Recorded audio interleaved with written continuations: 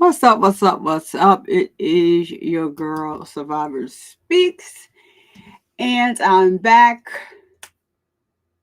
with another cold case rewind.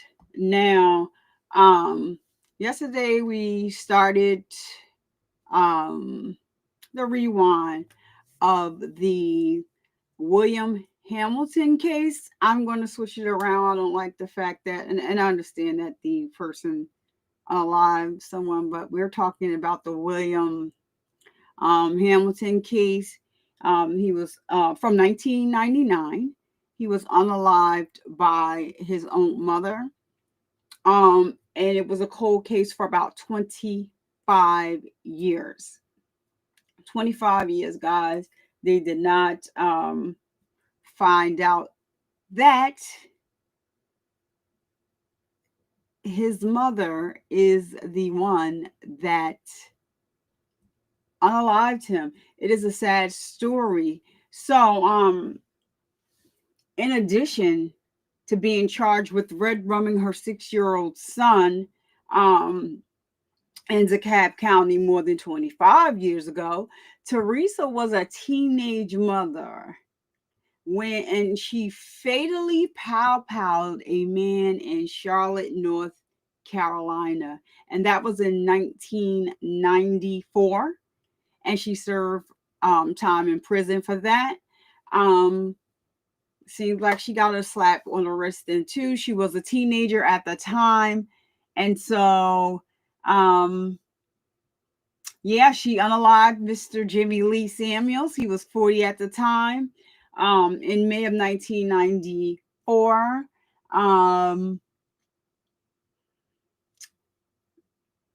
She was living with him and his girlfriend. So this is not her first rodeo. So we looked at day one yesterday. We're going to start with day two. They did have a voir dire hearing before this, and I'm not showing that because the doctor was qualified as a professional, or a, what do they call it, expert witness. So he'll be back to testify. So I didn't feel the need for us to watch that hearing. It just basically went over his expertise, things that he's done in his career, and things like that. So I did not want to sit through that or have you sit through that. And so we're going to skip that. So now let me go over here. I see somebody is in the building. Don't know who you are because maybe Twitter. No, it's 30 people here. If you can just like that like button for me, I would greatly appreciate it. One person already did. Thank you so much. I don't know who you are, to call you out by name, but I can see that one person did press the like. Thank you. And to anybody watching over on Twitter, thank you. So we're going to get right into this today. I don't want to have you here long, and I don't want to be here long myself. But what up to April O'Neill's baby daddy that's in the house? Thank you so much for coming by. You are too funny with them eyes. Thank you. Thank you for coming by. So as I stated, we're gonna pick up from where we left off yesterday with this Teresa Black story. Every time I do a little research because I research again before when looking at cases, because I just believe that every time we look at cases, we see something new.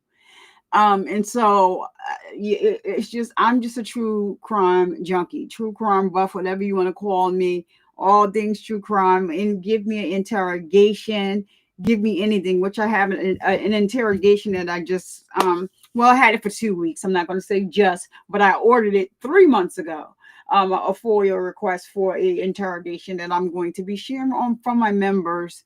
After I share it with my members, I may just make it public after 3 days, but it's going to take some editing to do. And being that it's just me, one person team. I do have an assistant, but she's not going to be doing that. Sometimes she wants to be my assistant, sometimes she doesn't. That's what your kids do to you. So that's my daughter. Anyhow, but she actually came up with a schedule for me, so I'm going to be having a new schedule for you guys once we sit down and finalize that, probably today. But I may not, because I actually told her I wanted to do a trial run of some things first. And then if it works out, then I'll be able to put out a schedule of when I'll be live. When I'll be live, or, when I'm going to be uploading a video. So we're moving on that way with that. So without further ado, thank you so much for being April's baby daddy. And anybody that comes in afterwards, please don't be afraid to hit the like. I can't see you anyway. And our donations are accepted if you so desire. And thank you in advance. So let's start. Right now we have Dr. Meredith Tice on the stand. She is she owns her own forensics science business. Is called Sun Coast. So she actually is going to be first up on the stand today, day 2. Let's go. Let's get it. All right. Let me just edit. I got it all set up. I got it all queued up for you. See that? Look, today I'm doing a little better. Y'all know I'll be struggle streaming. You swear upon the testimony to the court to be the truth, whole truth, nothing but the truth, so help you God. I do. State and spell your name for the court. My name is Meredith Tice, and that's spelled MEREDITHTISE. Good morning, Dr. Tice. Good morning. Could you please tell the jury how you're currently employed? I currently own my own forensic consulting and training business called Suncoast Forensics. And how long have you owned your own business? I officially started it in July of 2022. What sort of consulting do you focus on? I mainly provide consulting in forensic anthropology. Could you tell the jury a bit about If your that's background? too fast, LBD, let me know. I'll start with my education. I sped it I up. received my bachelor's degree from the University of Georgia in anthropology, my master's degree For the from sake Texas of State time. University, mainly focusing in forensic anthropology, and my PhD from the University of South Florida with a focus in forensic and biological anthropology. All of these degrees focus on coursework in forensic anthropology, mainly human osteology, which is the study of the human skeleton, skeletal trauma, and the recovery of human remains. Do you have any other training or experience that allows you to provide these services? So while I was a student, I completed multiple internship programs to gain experience in forensic anthropology and also learn the different applications of the field. I completed an internship program at the Georgia Bureau of Investigation at the medical examiner's office there with a forensic anthropologist on staff. I also completed internships at the National Museum of Health and Medicine in Washington, D.C. and the Smithsonian Museum of Natural History. I was a pre-doctoral fellow for the Pima County Office of the Medical Examiner in Tucson, Arizona, where I assisted with the analysis and identification of individuals who died crossing the United States-Mexico border. While I was obtaining my PhD at the University of South Florida, I was the forensic anthropology lab manager, where I assisted law enforcement with skeletal recoveries and also with the analysis of human skeletal remains for cases that we would receive at the lab. I was then hired after graduation by the University of Lincoln in England to teach at a Master's of Forensic Anthropology program and also to mentor students who are completing their thesis projects in forensic anthropology. I then worked as a recovery leader and forensic anthropologist for a nonprofit organization. We were funded by the Department of Defense to provide World War II missing in action and killed in action recoveries of U.S. service members who died, mainly in Germany, but also a small island called Tarawa. And now, as I mentioned, I own my own company and provide training and consulting services to medical examiners, law enforcement agencies, things like that for different forensic anthropology cases that I work. Since your initial studies in education, have you received any continuing education in your field? So I consistently attend different conferences in the field of forensic anthropology to learn about new and upcoming research by academics and researchers within the field. I'm also a member of the American Academy of Forensic Sciences, and as a member of that organization, I have access to the Journal of Forensic Sciences, where I'm able to regularly read peer-reviewed research and stay up to date in the field. And that's very important, especially as I'm conducting casework and teaching the different classes that I teach for my trainings. Now that you have your own business, who typically hires you? Typically, I'm hired by law enforcement agencies, medical examiners' offices, attorneys. I could be hired by the prosecution, the defense, or private attorneys. And I've also been hired by private families as well for consulting cases. It's sort of implied by the term hired, but do you charge a fee for your services? I do. Approximately how many forensic anthropology cases have you been involved in?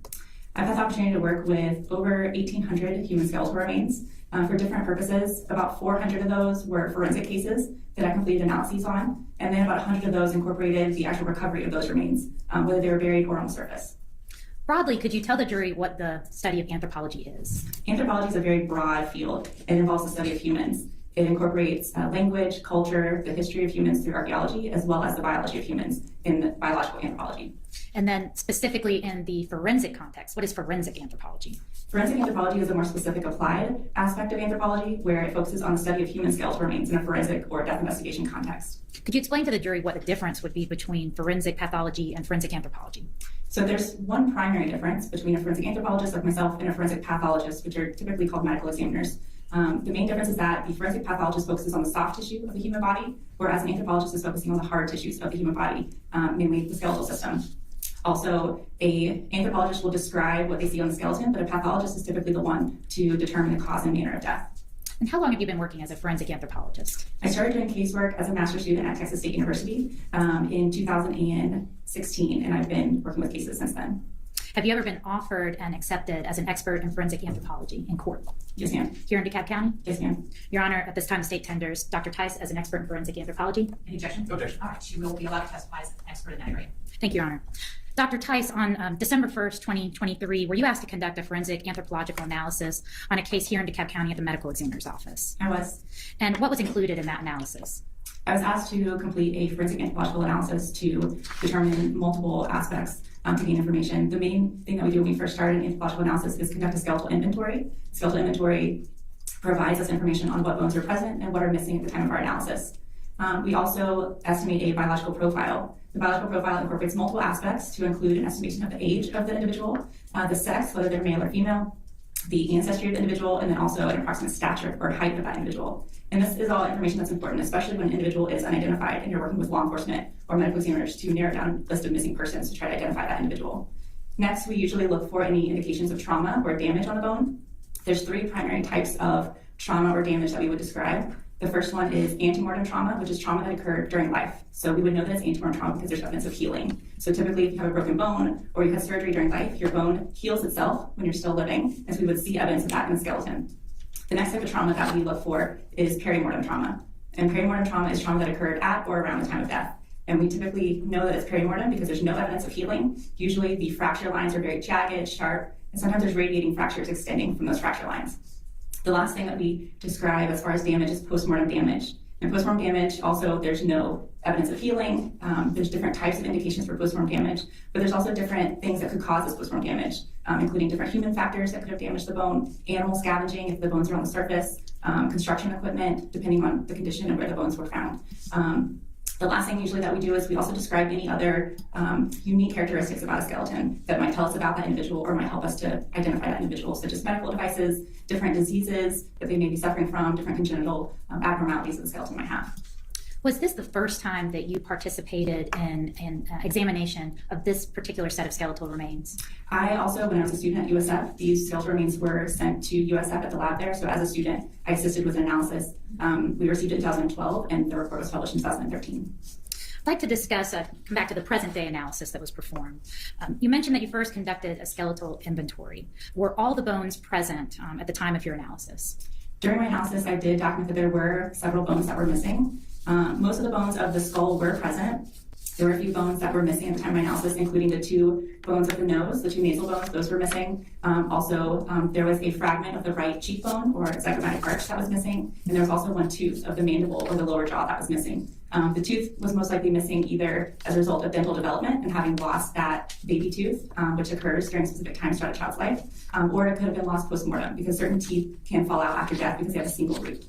There were also several postcranial bones that were missing. Is it okay if I refer to my report? And I was just going to ask you, Okay. as part of this analysis, did you prepare a report of your findings? Yes, ma'am, I did. And in that report, did you include photographs to illustrate the points that you are referencing in your report? I did, yes, ma'am. Did you also prepare an amended report after reviewing additional evidence from the scene? Yes, ma'am. Permission to approach witness number. Showing you Exhibit 65. Do you recognize this exhibit? I do. How do you recognize it? This is my forensic anthropology report that I wrote initially after looking at the remains. And is it a true and correct copy? Yes, ma'am. Your Honor, the state's under 65 into evidence. Any objection? Objection. It's submitted. I'm showing you Exhibit 66. Do you recognize this exhibit? Yes, ma'am. How do you recognize it? This was the amended report that I wrote after reviewing additional photographs that's dated December 13th. And is that a true and correct copy of your report? Yes, ma'am. Your Honor, this time the state under 66 into evidence. Any objection? Objection. It's submitted. Thank you. So we were discussing the missing bone portions in your report. Would it be helpful to view some of the photographs that you took? Yes, ma'am, I would actually. I want to start with a photograph that you prepared from page 5 of your report. What are we looking at here? This is a photograph that I took. The first photograph that I usually take is an overall view of the skeleton to demonstrate all the bones present during my analysis. And you indicated that there were a number of bones missing.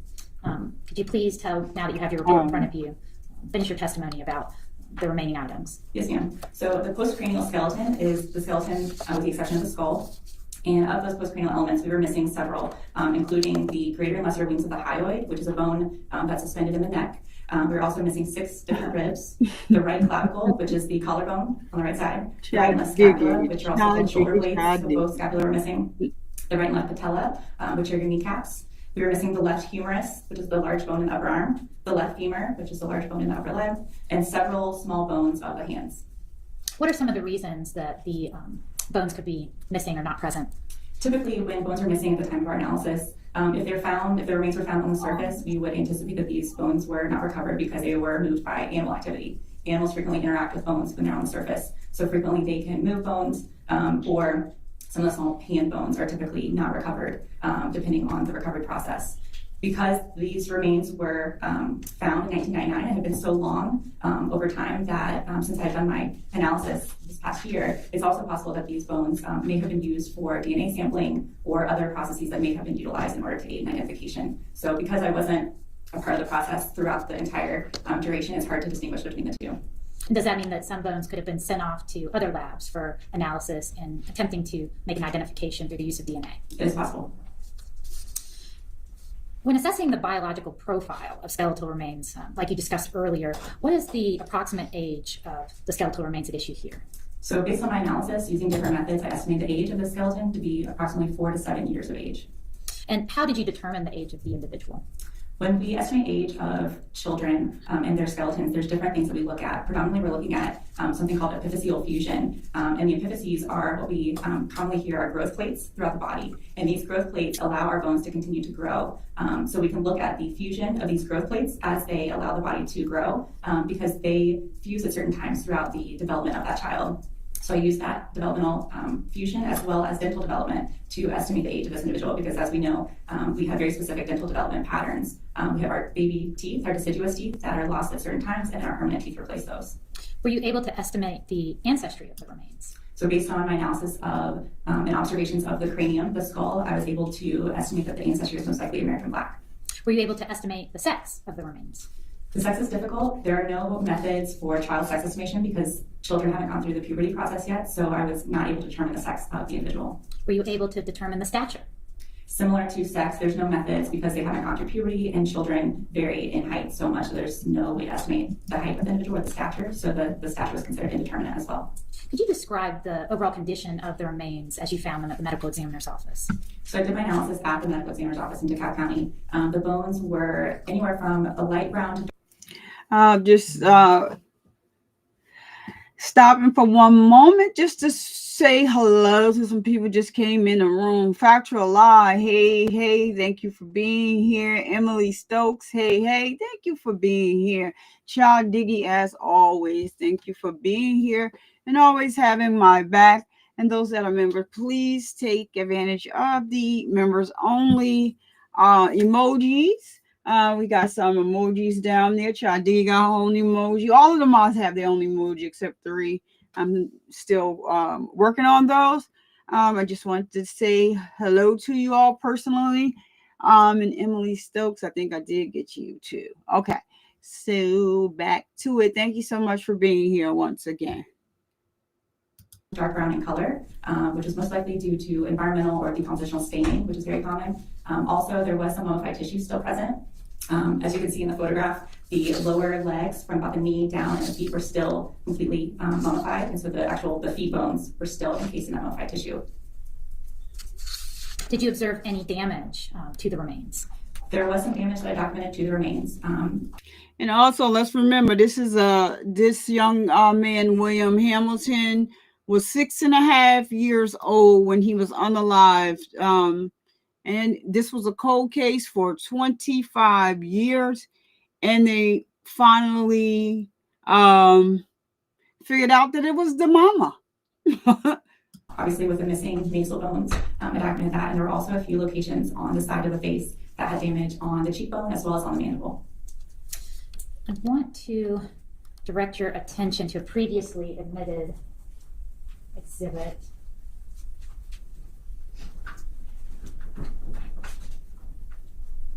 That's going to be exhibit 45 from the scene. What would be the significance of the coloration of the bones being a result of decomposition and environmental staining?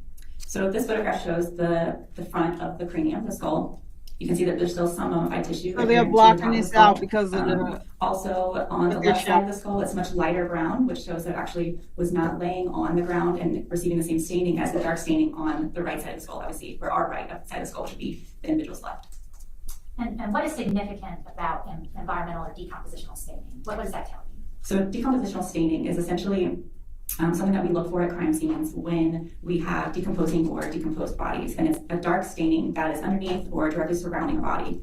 We go through a process when we decompose where our body expels a dark fluid or liquid through the decomposition process. So it will stain the ground or anything that we're laying on during the decompositional process. And it will also stain the bones in the process a much darker color. To show you another exhibit that was previously published, this is going to be exhibit 42. Is there anything about the area surrounding the skull in this photograph that is of interest to you? So in this photograph, you can see that the skull is separated from the rest of the body. One thing that is of interest is the dark staining just below and to the right of the skull there, almost in like an oval shape, which would suggest that it could potentially be decompositional staining.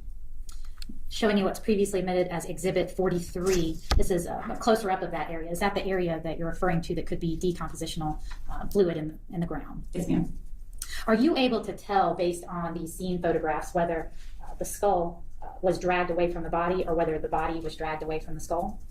It's difficult to tell since I wasn't at the scene, but it is unique that there is this decompositional staining beside the skull. The skull itself would not cause this amount of decompositional staining, so it is possible that the body was actually located here and then possibly moved away from that stain at some point during the process. And were you able to form an opinion as to how long the remains may have been decomposing? Since I wasn't at the scene during the time of recovery and I'm not familiar with the temperature or the environmental conditions around the time of recovery, I'm not able to determine how long that individual was there prior to recovery. Let's go back to your photographs.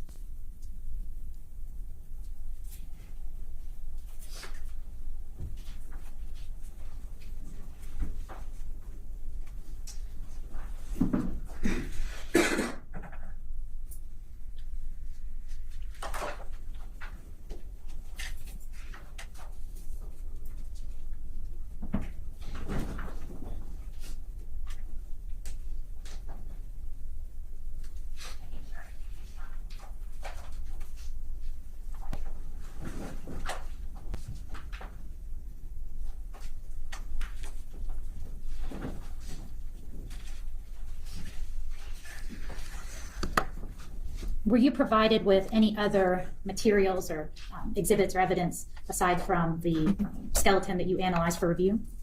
I was provided with x-rays that were taken at the medical examiner's office for my request at the time of my analysis. And I was also provided different scene photographs and photographs taken at the medical examiner's office from around the time of recovery in 1999. Were either of these items made, either the x-rays or the scene photographs made available to you back in 2013 when the case was initially examined? I do not remember reviewing photographs back then. And did you review these scene photographs? I did, yes, ma'am. What did you review in the photographs from the scene? So I received some of these photographs after my initial report, and the objective was to try to determine if the damage on the side of the skull was present at the time of recovery, or if it could potentially have been damage as a result of extensive handling over the course of time since the recovery until my analysis. Looking at page 6 of your report, is this a photograph that you took? Yes, ma'am, it is. And does it demonstrate some of the damage or missing components to the skull that you've testified to the jury about? Yes, ma'am, it does. Could you, and if you wouldn't mind standing and pointing to the screen behind you, they have a larger screen, could you tell the jury where you observed missing components or damage from the photograph on page 6 of your report? So this is the front of the skull showing the 2 missing nasal bones that should be here, coming down about halfway down the nasal opening, and they were missing at the time of my analysis. What are some possible reasons that those could be missing? Those could be missing as a result of just postmortem loss. As a child, your sutures are not necessarily completely locked in place, so it is possible that they may have just fallen out after death. Or the other option is that it could potentially have been from some type of trauma, but it's unable to determine that without additional information. And going back to the skull that was photographed from the scene, Exhibit 45, were they missing at the time of recovery? Yes, ma'am, they were. And you indicate they could have fallen out as the child was decomposing, so they would likely be in the ground below the child if that happened, if they hadn't been removed by some scavenging animal or some other outside influence. Yes, ma'am. What are some of the things from the environment that could disrupt or displace components of skeletal remains? So animals are definitely the most common disruption to human skeletal remains during the decomposition process. Some other things that could potentially impact the dispersion of these remains or the condition of the remains are things like water. If there's a lot of rainfall or flooding, that can also impact the skeletal remains. Also, if depending on the circumstances, I've worked cases where construction equipment has damaged remains, and ultimately that's sometimes how they're found. But because some of these remains are found during construction, that can also impact the remains. Based on your training and experience, is there any reason that these 2 nasal bones couldn't have been carried off by a scavenging animal? It is possible. Is there any reason that if they fell into the ground below that they couldn't have been there in the earth below the body? It is possible. Any reason they couldn't have been carried off by water if they'd fallen down by the child and there'd been a heavy storm? That is possible as well. Any reason that it couldn't be a result of trauma to the child prior to death? That is possible as well. Are you able to tell the jury which of those possibilities resulted in the loss of the bones in this particular case? No, ma'am. No. Refer you to page 8 of your report. You discuss damage to the zygomatic arch and mandible. Could you please illustrate by pointing to the jury in this image what you're talking about? So the zygomatic arch is the bone that you feel in your cheek, and this is the zygomatic arch extending here all the way to the front of the skull. So we have a gap between these 2 segments of the bone that's missing at the time of recovery, as well as the time of my analysis. Also, there was damage to the mandible here in the back, and then also up top here, which is a little obscured by clay from the clay reconstructions that have been completed, but there was damage to the top of the mandible as well. What could have caused this damage? This damage, similar to the nasal bones, could have been caused by animal activity, if animals were interacting with the remains prior to recovery, or it's also possible that it could have been from perimortem trauma that may have occurred around the time of death. What do you mean by perimortem trauma? So perimortem trauma is trauma we categorize at or around the time of death. Essentially, its indications are sharp, jagged edges. Sometimes you have radiating fractures. It really just depends on the location of that trauma and what was used to cause the trauma. Could that be trauma as a result of being punched in the face? Yes, ma'am. Could that be trauma as a result of being struck with a heavy object? It could be, yes. Could that be trauma as a result of being forcefully pushed and hitting an object? It could, yes. Could that be trauma based on being in a car accident and having an impact to the face? Yes, ma'am. Are you able to tell this jury which, if any of those hypotheticals or animal activity actually occurred in this case? No, ma'am. Now, with animal activity, are there other indications that are present that can help you make the determination more conclusively? So typically with animal activity, there are signs that we see on the bone that are very typical of either carnivorous animal activity. So with large canines, we see kind of pits and holes in the bone that are made when they chew on the bones. Also with smaller animals or rodents, we see almost like a scraping pattern where they're scraping their front teeth against the bone. And we do see this commonly on the bone surfaces when there is animal activity. Did you observe any of those indications in this case? No, ma'am. Could this injury been sustained while the child was alive? It is possible. If the child had been injured and had an exposed wound when they were left there in the woods, could that actually draw animal activity? It can. Typically when you have open wounds at death, then the blood typically attracts more maggots and also that smell that could potentially attract animals and increase animal activity in that specific area.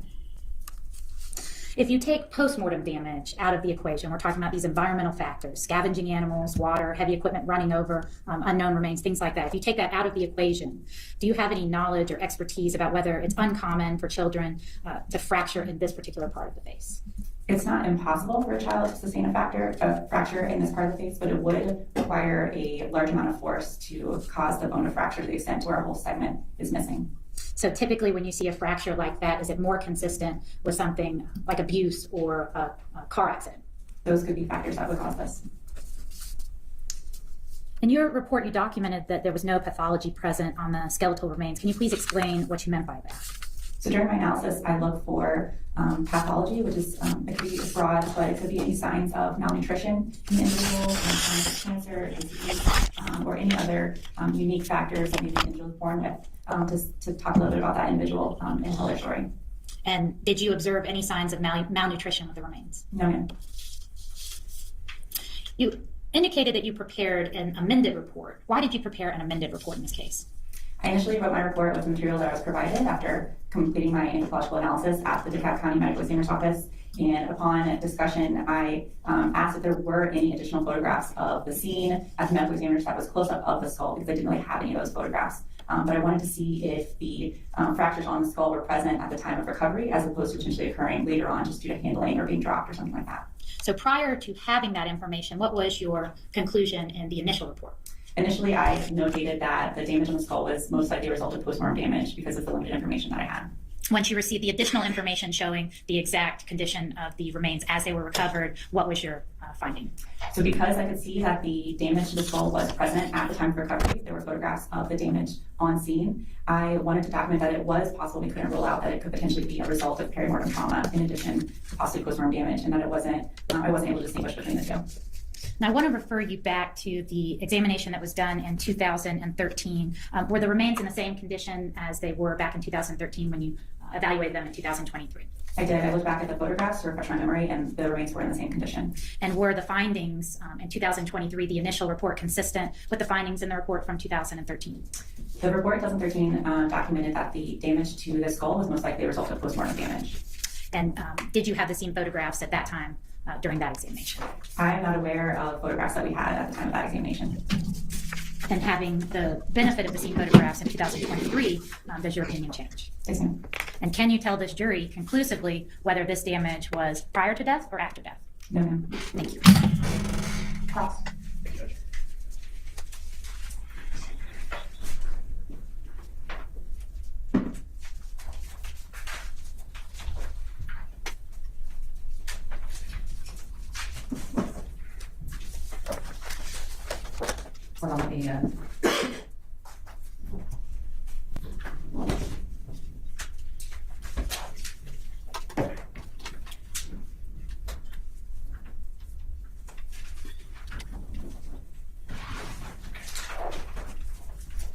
Morning, Dr. Tice. Morning. I'd like to talk to you. I want to start with the 2013. It was titled an osteological analysis that the University of South Florida did. Yes, sir. And osteological, that means studying the structure of skeleton or any bony structures. Is that right? This is skeleton, yes, sir. All right. I'd like to show you a moment. Do you have a defense?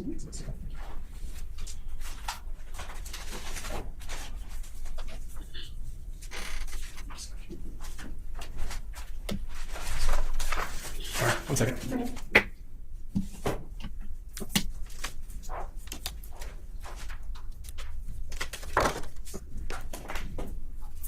Hey, Approach, Your Honor. Yes. Showing you what has been marked for identification purposes as Defense Exhibit 1. Could you just take a look at that? Okay.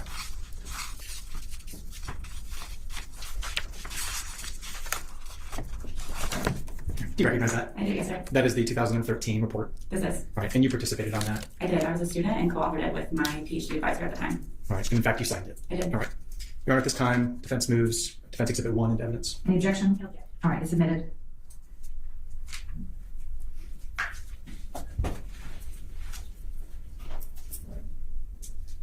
On the screen, that is the same report, right? Yes, sir. Okay. I want to direct you on that first page there in the middle paragraph. One of the objectives, and this is item C there, is a trauma analysis to assess the presence of any hearing organ injuries, right? Yes, sir. Okay. Where do you see item C? Did you just say item C? Yes, at my cursor. Okay, gotcha. All right.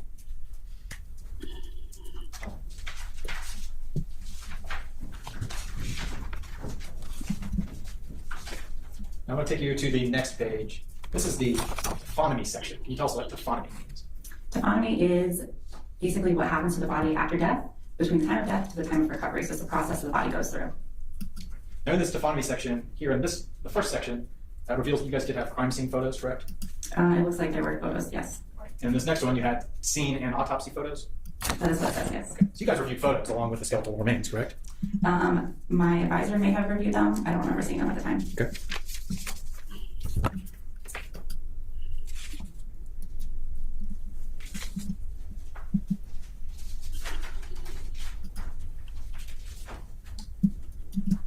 We're going to flip to, I think it's the fourth page. You can look on the screen or the big word if you like. In this section, there's a section titled Evidence of Animal Scavenging is present in scene photographs and on skeletal elements, correct? Yes, sir. All right. Now, below that, the subpoints, one of the things you talked about already, the stain of decomposition is evident on the ground surface, right? Yes, sir. And that was away from the clothing and legs, which appeared to be dragged post-mortem. Yes, sir. Now the opinion there is that happened before the body began decaying, and it was dragged at some point, and then continued to decay in a different location, right? Well, if the decompositional staining is present at the previous location, then it would have been dragged either during the decomposition process or after, depending on if there was staining under where the body was found. Right, and there was, correct? I don't know. I didn't see photos of the body, but the location of the body after it was removed at the scene. Okay, I understand. Now, the next point there, under the same subcategory of evidence scavenging, it's written that postmortem damage to the nasals, mandible, right zygomatic arch, and the phalanx are present on the skeletal remains, correct? Yes, sir. Right. It's safe to say in this 2013 opinion, these are falling under the category of giving evidence to animal scavenging. Yes. Okay.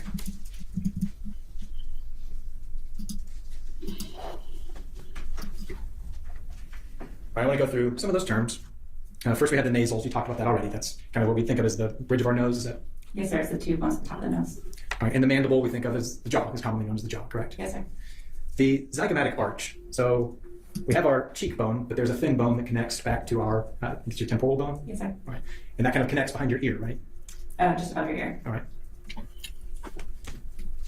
In that other word there, the phalanx refers to a finger or a toe. A phalange or a phalanx is just another name for a phalange, which is a finger. I don't know if it's referring to a toe or a finger here. It doesn't specify, but it's basically either a finger or a toe.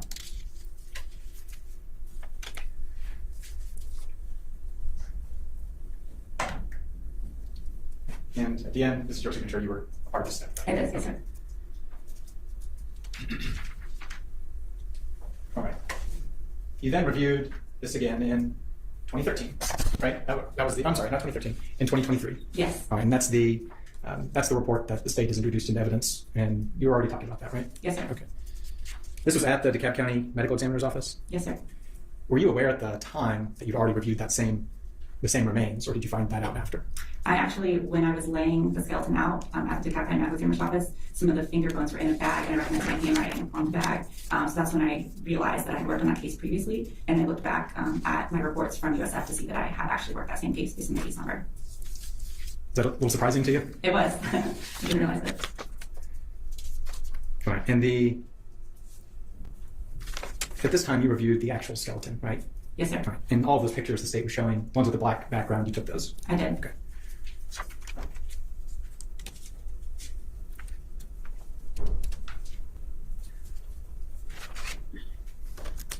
Okay.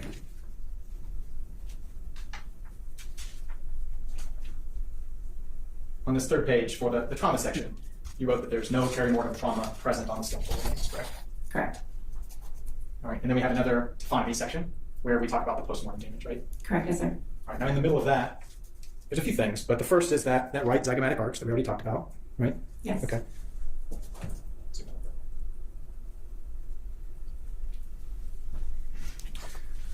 The next is the nasal bones, right? Yes, sir. Then there's some others, including the right gonial angle. Now that's the kind of point at the bottom of our jaw, right?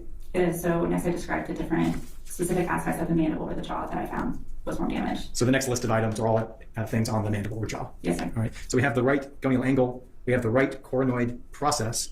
Now that is the part that if we touch our cheekbone and then open our jaw, we can feel that bone kind of coming out below that. Correct. Yes, sir. That zygoma bone. Is that what the cheekbone is called? Zygomatic. Yes, sir. Okay. So if we, right here is coronoid process. Yes, sir. All right. And then there's another portions of the right and left mandibular condyles. Is that what we think of as kind of these ball feelings in our jaw? So the condyles are on the mandible are the different aspects of the bone that articulate with the top part of the skull. So that's actually allowing you to open and close your mouth. And all of these items had some damage on them, right? Yes, sir. And you attributed that as postmortem damage. Yes, sir. All right. Showing you on figure 4 of that report, we see the gap in that zygomatic arch, right? Yes, sir. All right. Looking at figure 6, this is looking kind of from below. We can see the piece missing on that zygomatic arch. Is that what's displayed there? Yes, sir. Showing you next figure 20. This is on my cursor there, is this the right, gonial angle? It is. Yes, that's the point in the back of your mandible that you feel in the back of your jaw. And there was damage noted there, correct? Yes, sir.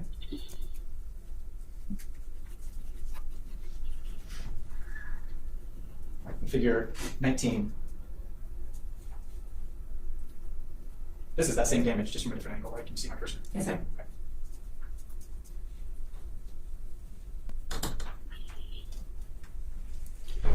All right.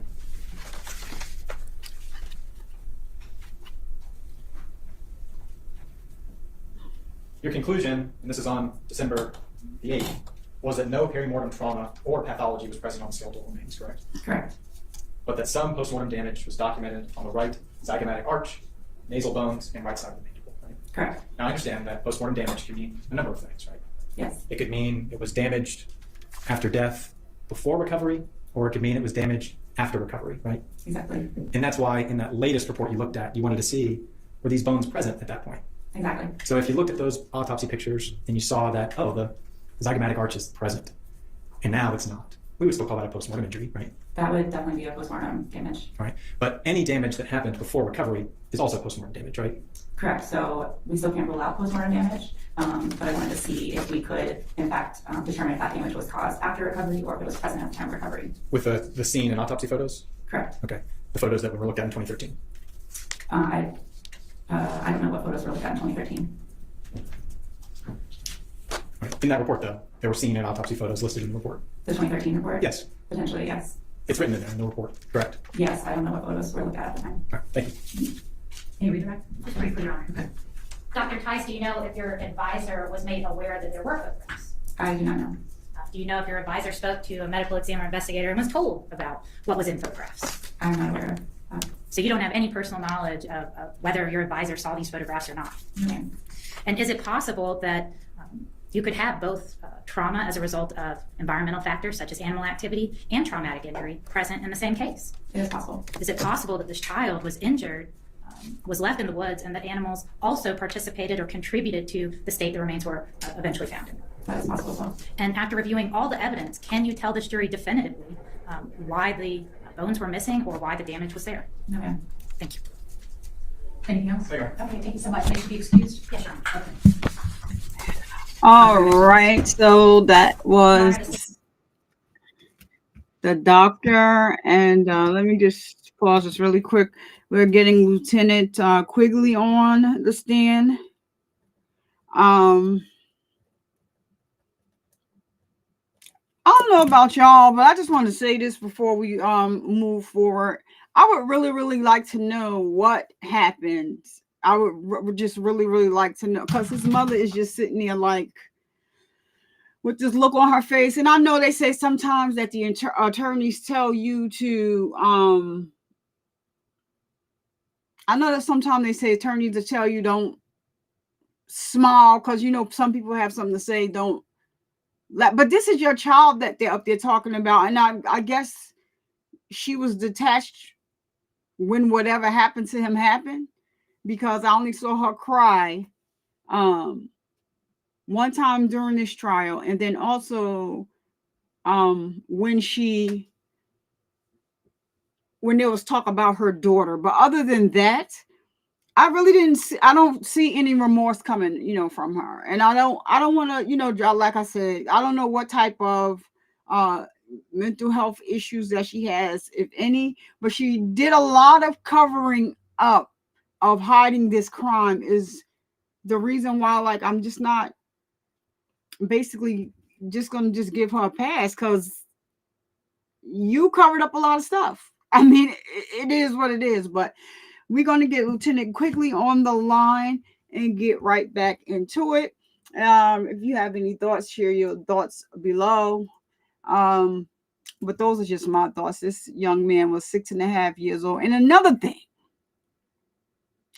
thing, I'm so sick of her attorneys talking about he had on jeans, he had on a pair of Timberlands. I'm so tired of y'all talking about that, because they sound crazy. You sound crazy because he had on a pair of Timberlands. But when you see the Timberlands, those Timberlands are like, they're not like new and fresh. And that's not to be taken out of context. The reason why I'm saying that is because they keep making a big deal out of it. And the Timberlands look like, as a matter of fact, I'm going to get the picture, and I'm going to try and find the picture, because I'm multitasking right now. But the Timberlands are not new. They look like, and I know children's feet grow, faster than anybody's. But they look like he had them shoes for about 2-3 years, and he played out in the storm. And that, like, come on now, y'all. Stop. Please stop. Stop with the, he was well dressed, blah, blah, blah, blah, blah. Like, that is still, it does nothing. There is anything that you can tell me as to why, as a mother, you would do this to your child. But we don't really know what happened. We can only go from the medical examination examinators, what they tell us. But other than that, like, I'm not about to, I just don't understand. I just, every time they say, he was well dressed, he had on a pair of Timberlands, and he had on this and that, I just get so frustrated, because the Timberlands wasn't new. They wasn't fresh. Now, come on, stop it. Stop it. AOBD in the house. You got Chai Diggy in the house. You got Laugh in the house still. And we factual lies up here. We got a couple of people watching on Twitter. All right, let's get this. Let me see something. Where is he's coming right to the stand. All right, let me bring him on. Bring on the lieutenant. Let's hear what he got to say. Let's hear it.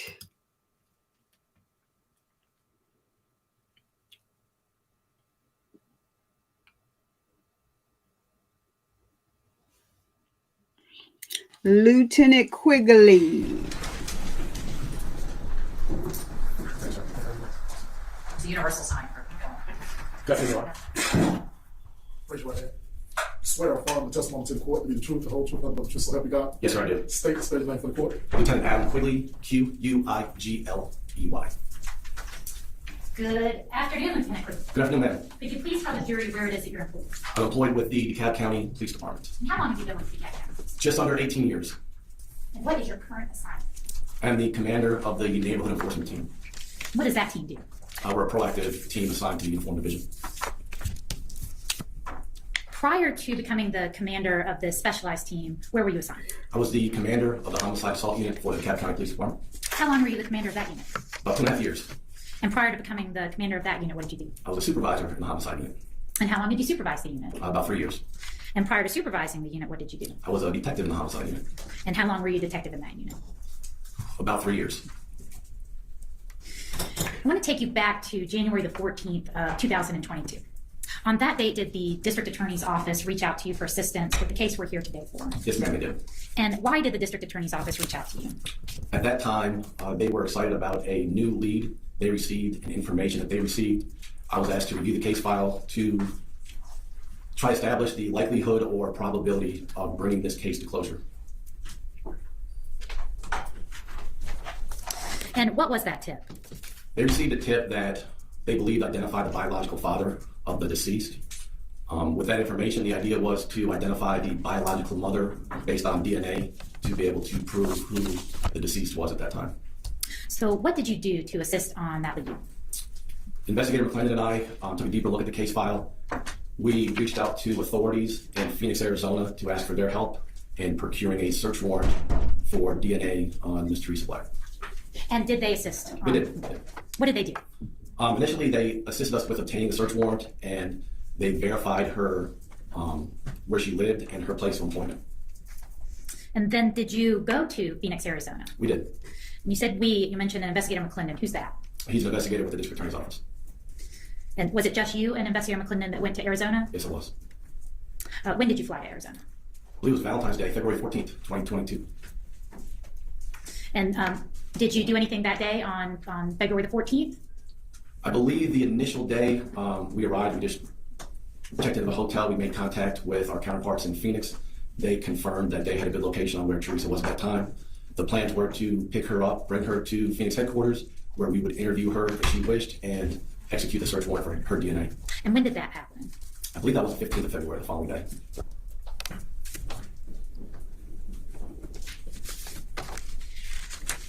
So the following day, on February the 15th, were the local police able to locate Miss Black and bring her to headquarters? Yes, they were. How was she brought to headquarters? She was brought in one of their police units. I'm not sure if it was marked or not. When we arrived, she was already awaiting us in their interview room. And was she handcuffed? At that time, no.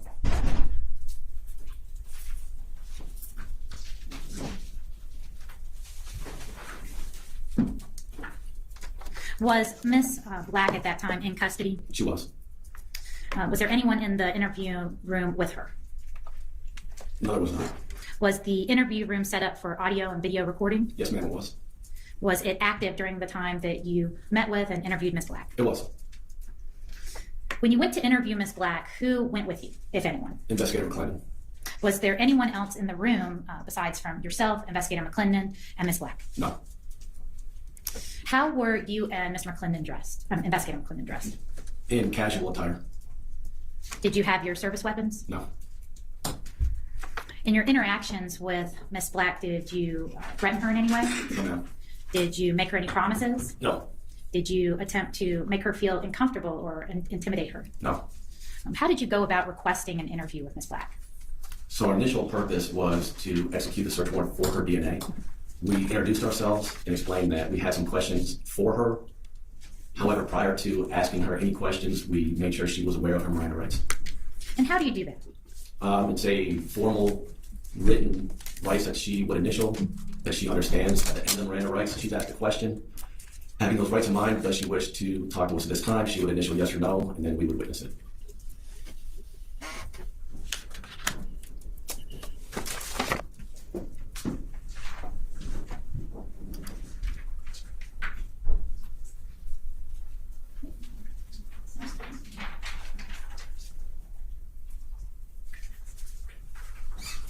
Permission to approach the witness, Your Honor? Yes. I'm showing you Exhibit 67. Do you recognize this exhibit? Yes, I do. How do you recognize it? This is the same Miranda form that was presented to Ms. Black, the same ones with her initials next to them, and her indicating, yes, understanding the rights listed above, she wished to talk at this time. And did you yourself read this form to Ms. Black? Yes, ma'am, I did. And witness her signing it? I did. And is that your signature accompanying her signature? It is. Your Honor, at this time, state tender 67 in evidence. Any objection? Objection. It's submitted. And then exhibit 68. How do you recognize this exhibit? I do. How do you recognize it? This appears to be the DVD recording of the interview that was taken with Ms. Black in Phoenix, Arizona. And is it a true and correct copy? Yes, ma'am. At this time, state tender 68 into evidence, Your Honor. 68. Any objection? Objection. The other one is 67? Yes, Your Honor. Okay, so make sure I write it down right. All right, they're both admitted.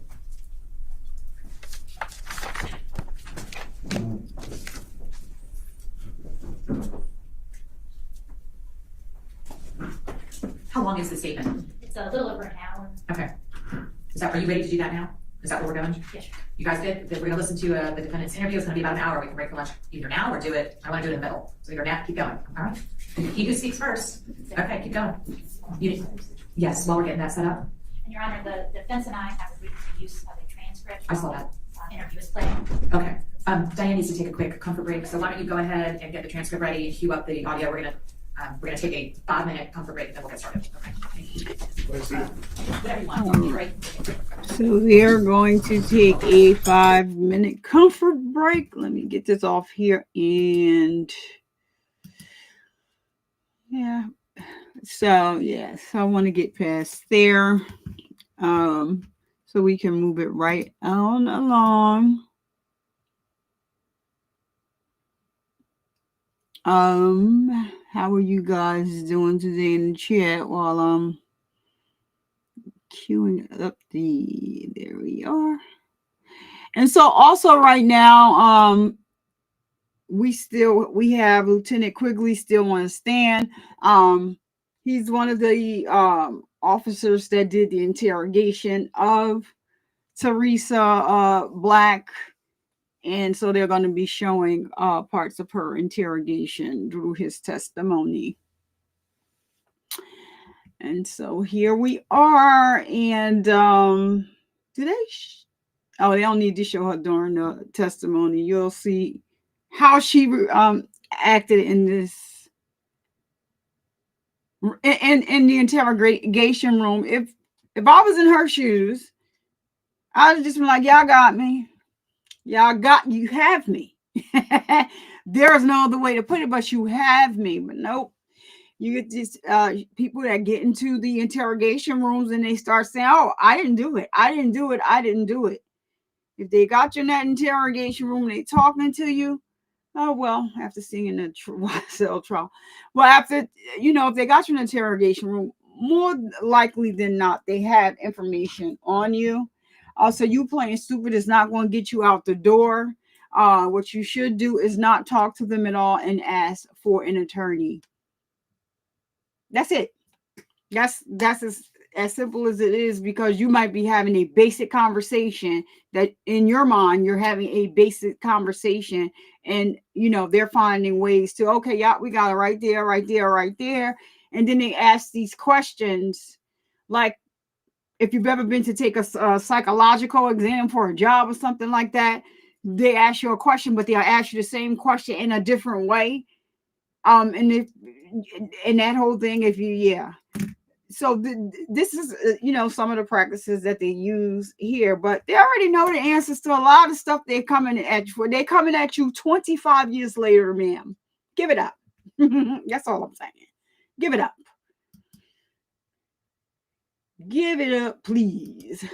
She won't keep lying.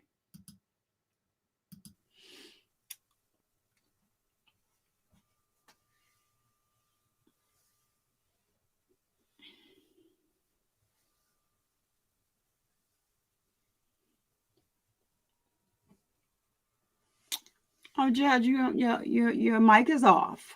We can't hear you.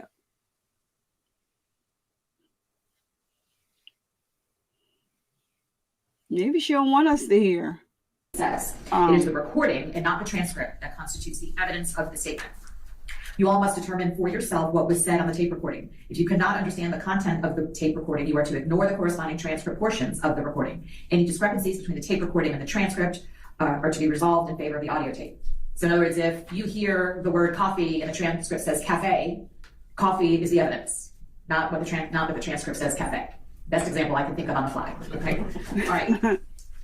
The best evidence. Now, Lieutenant Quigley, who is this in the interview? That is Miss Teresa Black. And do you recall about how long she'd been waiting?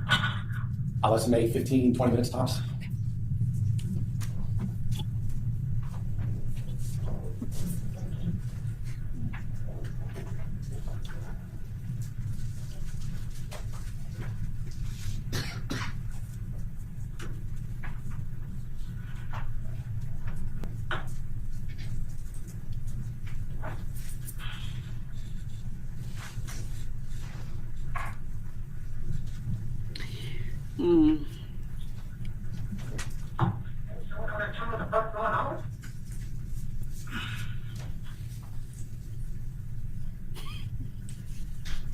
Somebody want to tell me what the F is going on?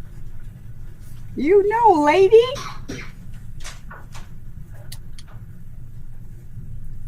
All right, I thought that this is a tactic that they use.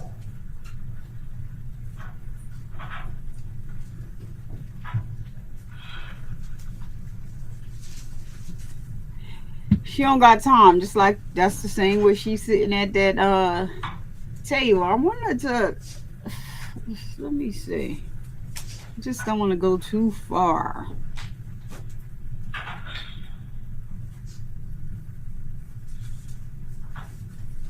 Cause did he say he waiting for 15 minutes? Oh, here they come. Hi, Teresa.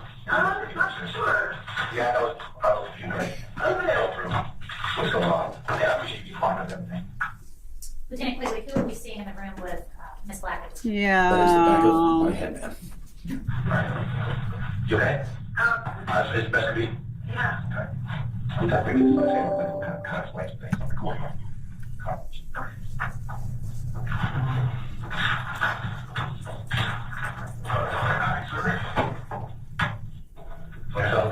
This is investigative claim. We're talking a little bit. And the second person that just entered the room, investigator Clinton. Who is that again? That's investigative Clinton With? with the district attorney's office. Where are you staying right now? I live in February, Okay. Who you living with? my daughter. Oh, she She doesn't. okay. Are you staying with the dude at all? No, I used to live with my daughter over here. Nathan? Yeah. What's your last name? Washington. Okay. We're talking a little about Nathan. Okay. Okay. Don't be worried. Relax and be right. I know you're in a room that's scary and everything like that. I just want you to relax, okay? Were you brought up here police car? There wasn't an actual police car, but somebody did it. Okay. Did you have handcuffs on? Yes. Okay. Because you have handcuffs on you, I'm going to go through your Miranda rights, okay? Okay. I'm going to read every word to you. And we're going to go through it. If you have any questions, I want you to stop me. I want you to ask, okay? First, we're going to know, can you read and write English? Yes. If you can, I need you to initial that you can read and write English. Right-handed. I will judge your initials. The next line says that you are not under the influence of drugs or alcohol. Are you under the influence of anything? No. An initial. What is the highest level of education you have? I got my GED. Some college with having Okay. Just initial here for GED. So y'all know I got to stop the show whenever somebody doing, something extraordinary.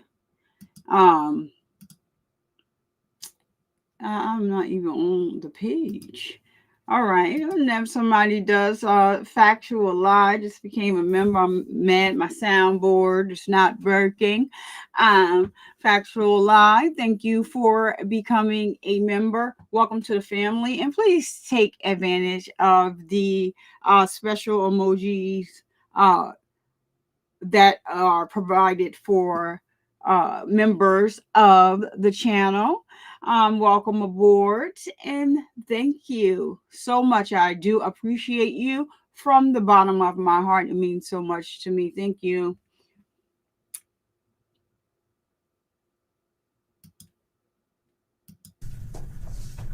Very good. All right, I'm going to read from here to here, and I'm going to stop, okay?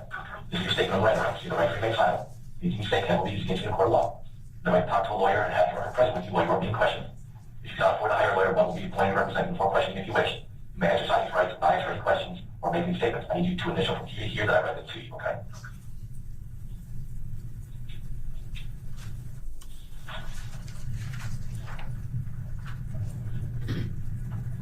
All right, the next line says, I have read my rights, understand each one. Did you have the bell? No. Okay, that's right.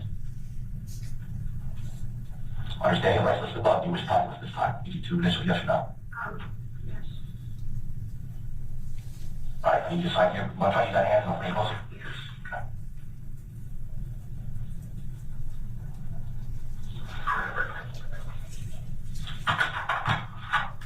Why is Miss Black having difficulty using her right hand? And I'm looking at that as well. I don't recall if they're set up, if she is handcuffed one of her hands, or if she has an injury. I don't recall, but I'm seeing that as well. You don't have any independent recollection? I don't recall. She's ambidextrous. What do you got? Ambidextrous. Let's see something moving over here in this chat. Let me get over here and see what's going on. And come up here, yeah. Oh wow. Hold on now, y'all.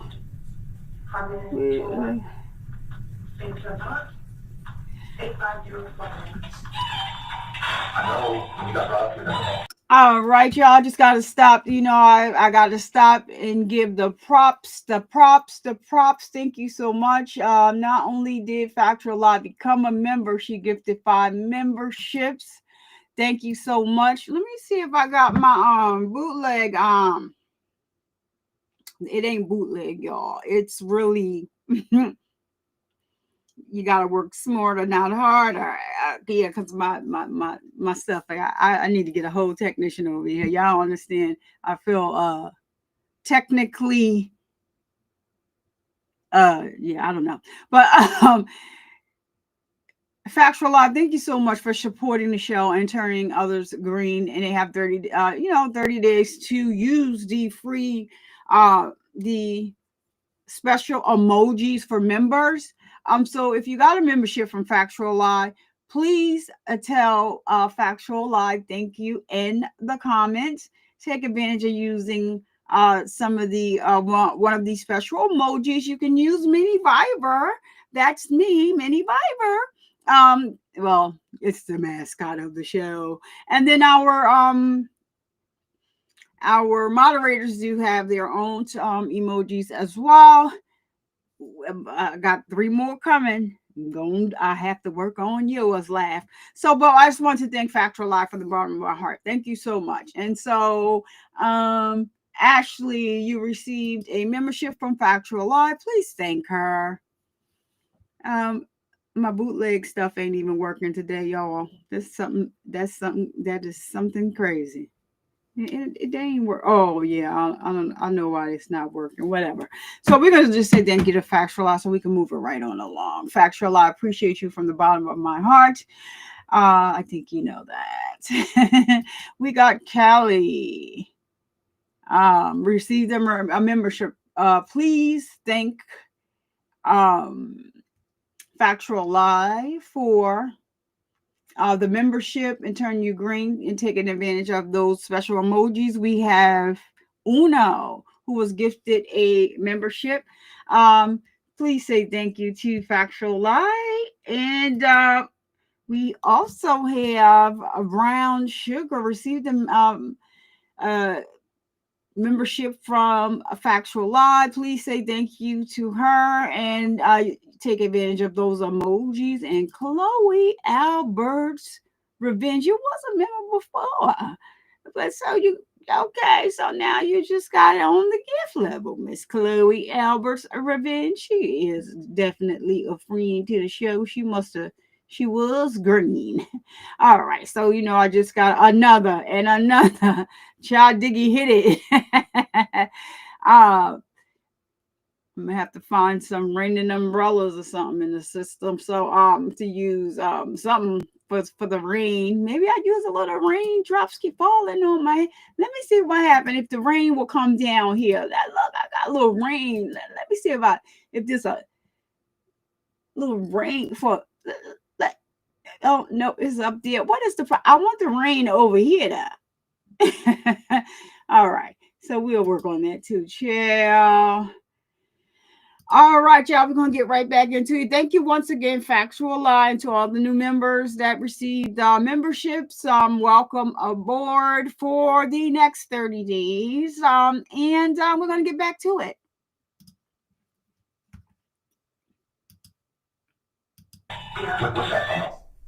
What was that? That was her cell phone ring.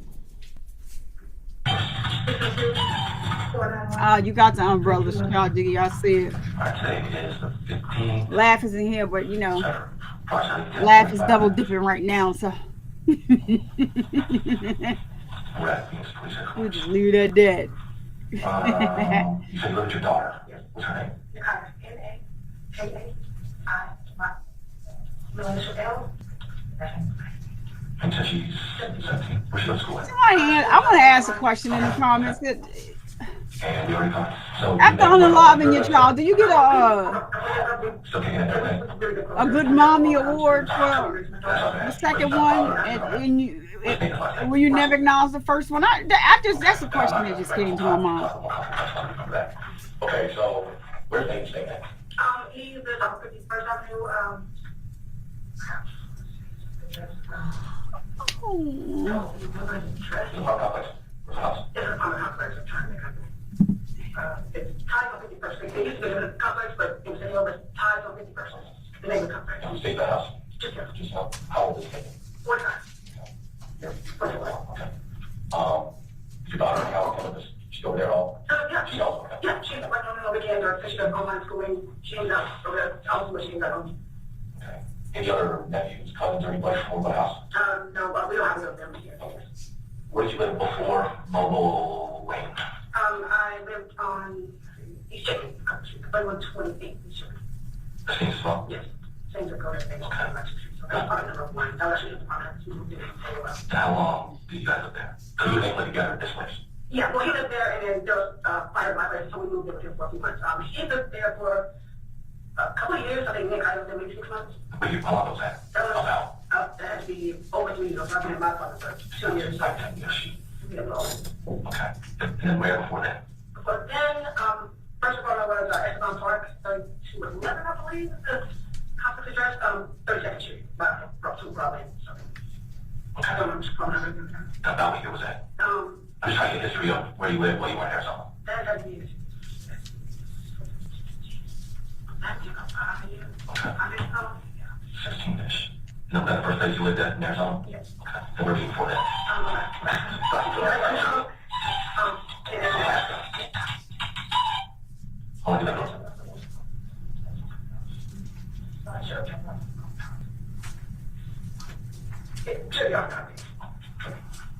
Well, how long did it last for? I said for about 14 years. Wow. Yes, I moved so that's when my daughter was born. Then after about 18 years, this is that's Jesus. I just turn the volume over down, that'll be easier. I'll watch it.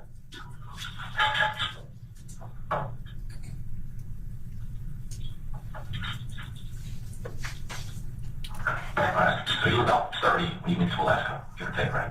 Yes. Okay, where before Alaska? North Carolina.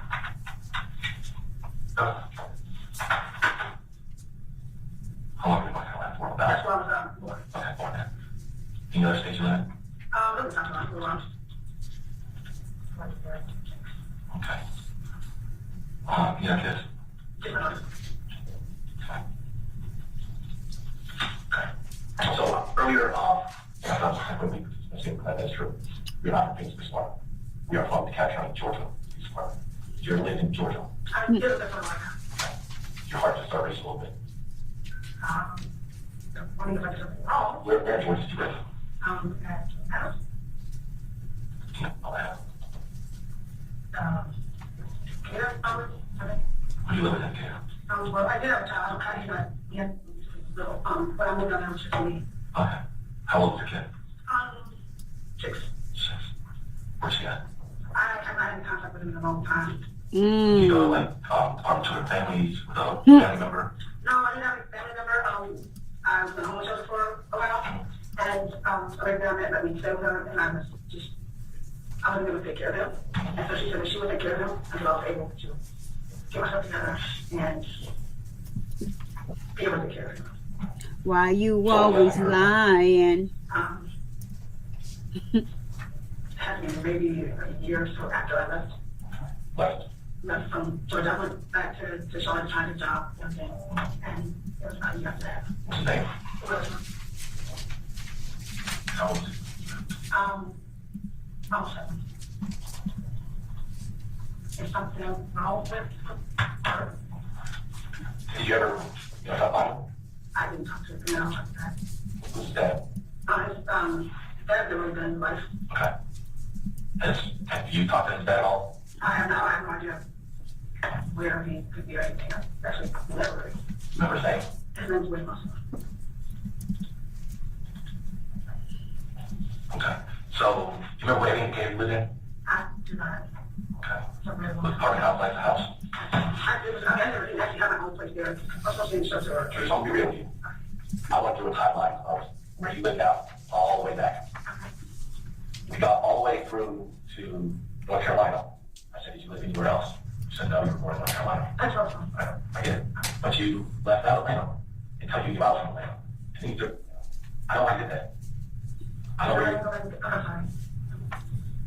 so you believe, I want you to look me in the face, and I want you to tell me that you believe that right now you have a 30-ish-year-old son named William. You believe that? Do I believe that? Yeah. Yes. You believe that? Yes. What do you mean, do I believe that? I don't. You don't believe So that we shit. like have a, so I don't understand. You don't believe that? Well, it's kind of important, like where the kid lived. Kind of know, like you go to the street or anything like that. I don't. This is about 1999-ish. No, I don't remember. Clinton was Candler, North Chris, Special, Clinton Church, Clinton Springs, I don't. Memorial. I don't Any remember. evidence? It was a long time. I don't remember any of the streets. But the last thing you remember is you left him with some female homeless shelter. And remember her name? Trisha, I don't remember her last name. Trisha. Lord, you done left the child with Trisha, but you don't even know Trisha's last name. I know we're talking about years ago, so take your time with it. Georgia? No. Well, kind of North Carolina. I didn't know someone didn't know her last name. Yeah, Charlotte. Okay. Do you remember, I don't expect you to, I gotta ask, do you remember a conversation when Ava asked you, and so where's William? And you said you went to stay with his father's parents, his grandparents on his father's side. Not specifically, but I do remember her asking where he was, and I didn't want to tell her that I. Well, his father's parents at that time were deceased. So there's no way he stayed with his father's parents. I know that. So we talked to his father. We met with his father. And I don't have time to talk, and you're just going right back in. I'm not judging you. I'm not. I need you to be real with people. It's very important. Okay? Mine is changing this room. I need you to be very specific with me, because if something happened back when you were a young single mother and you got scared or anything like that, I need you to tell me. Because I know where William is, and I think you do. I don't. You know what it is? Of course, I did not do the right thing. I know that I shouldn't have left you. That is right.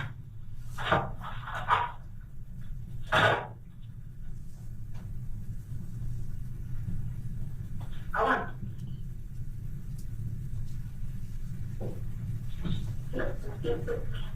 He died in 1999. What? No. Yes. No. Yes. His phone was No. No. No. It was actually about 18 years to discover whose bones they were. So what we did was we went and met William Sr. and we took a DNA sample from William Sr. to compare against the bones that were found in this field.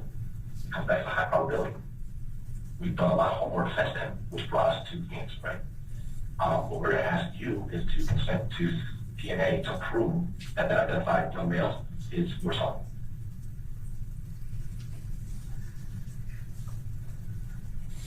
Now, to be honest with you, Teresa, how you talk back in 99, you're a young single female. I'm not buying that you left your 7-year-old with some unknown female. I'm not buying it. I'm not. So you think that I did No, something to him? I don't. I absolutely don't, sir. I absolutely don't. But I do think something happened. I think he became ill.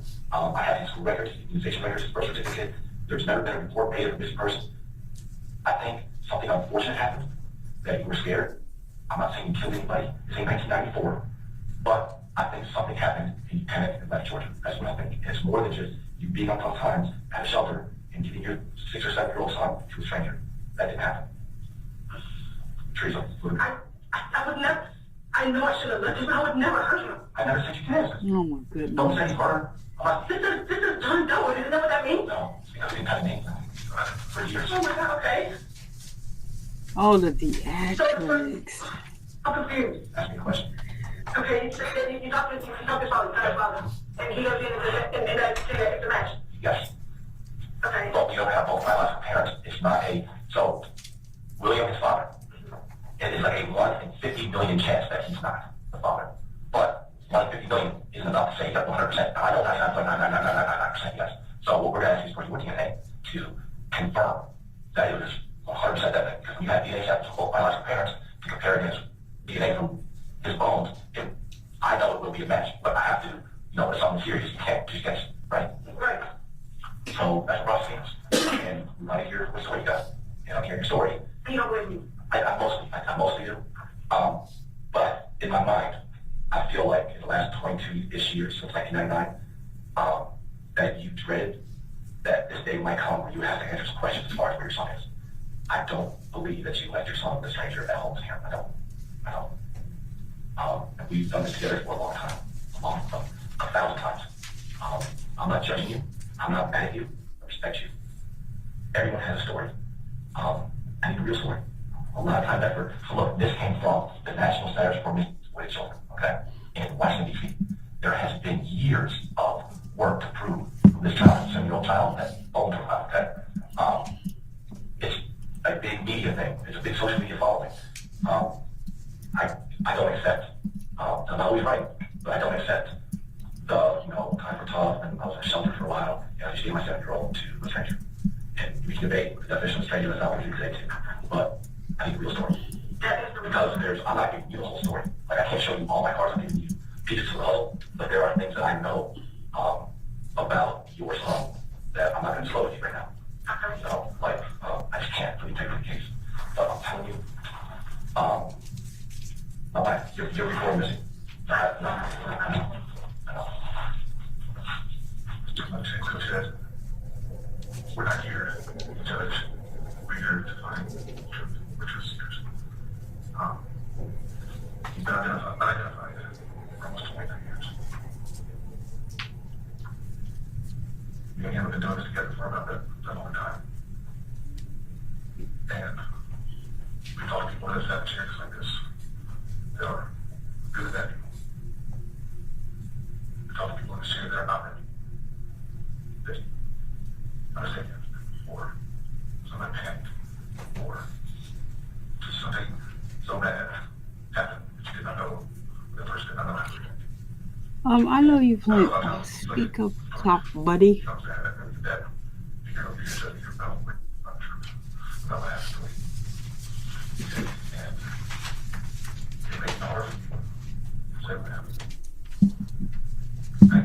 truly get that.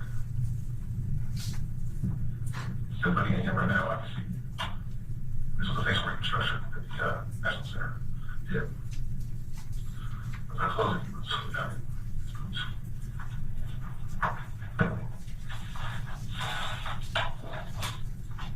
It is refund.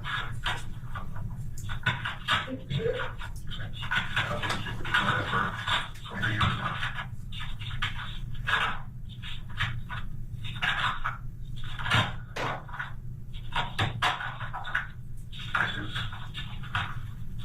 I can imagine the emotional stuff she's going through right now. But we're here to keep it. Yeah, so we can.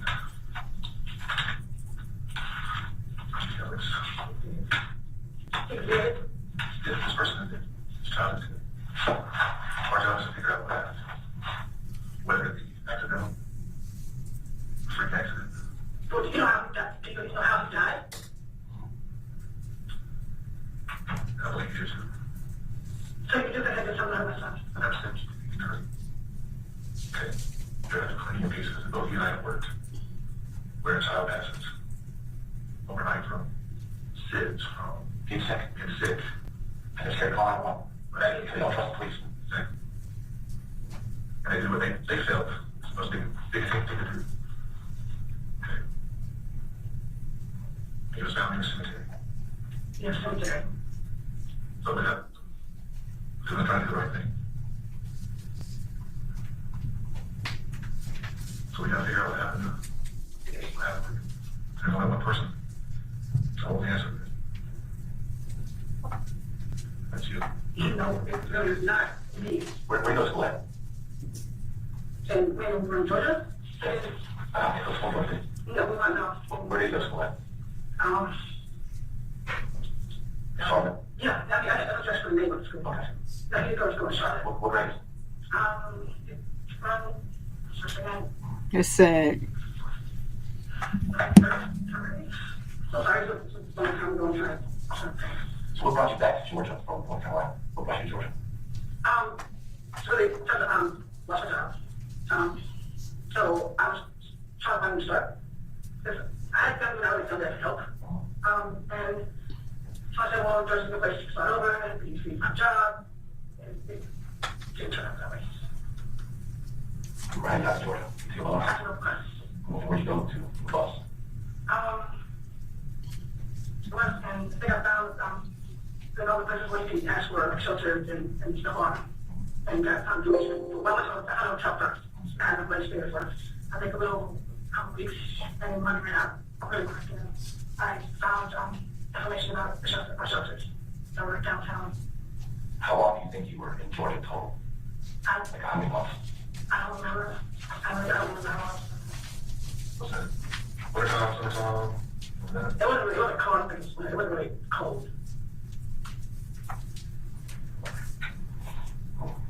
Have you ever told anybody else that you had a child and you, whatever your version of the story might have been, can you tell anybody else that?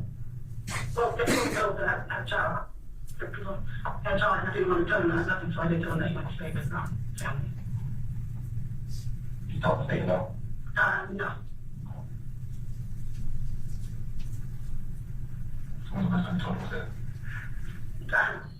I mean, years. I mean, but he was able to see your son at least once, I think, right? That's how right? But he was very, very, Like 2 or 3? very, very little, yeah. And I was didn't have any contact with my family. So you reached out to you and say, yeah.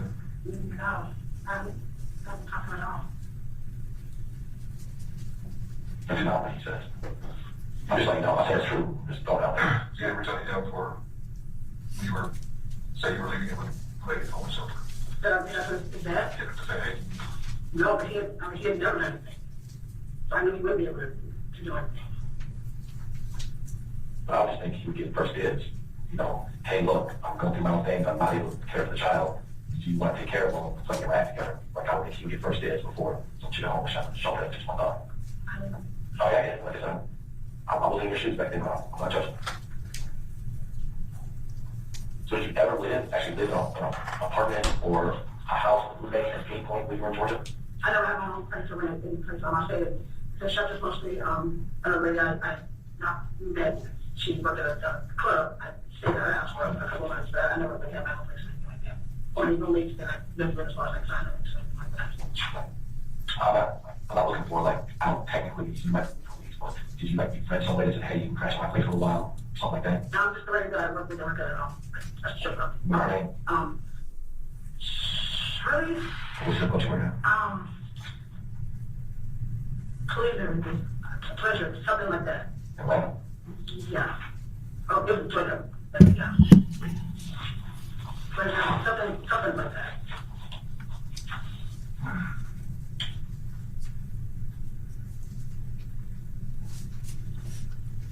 I'm like, expect you to hear anything?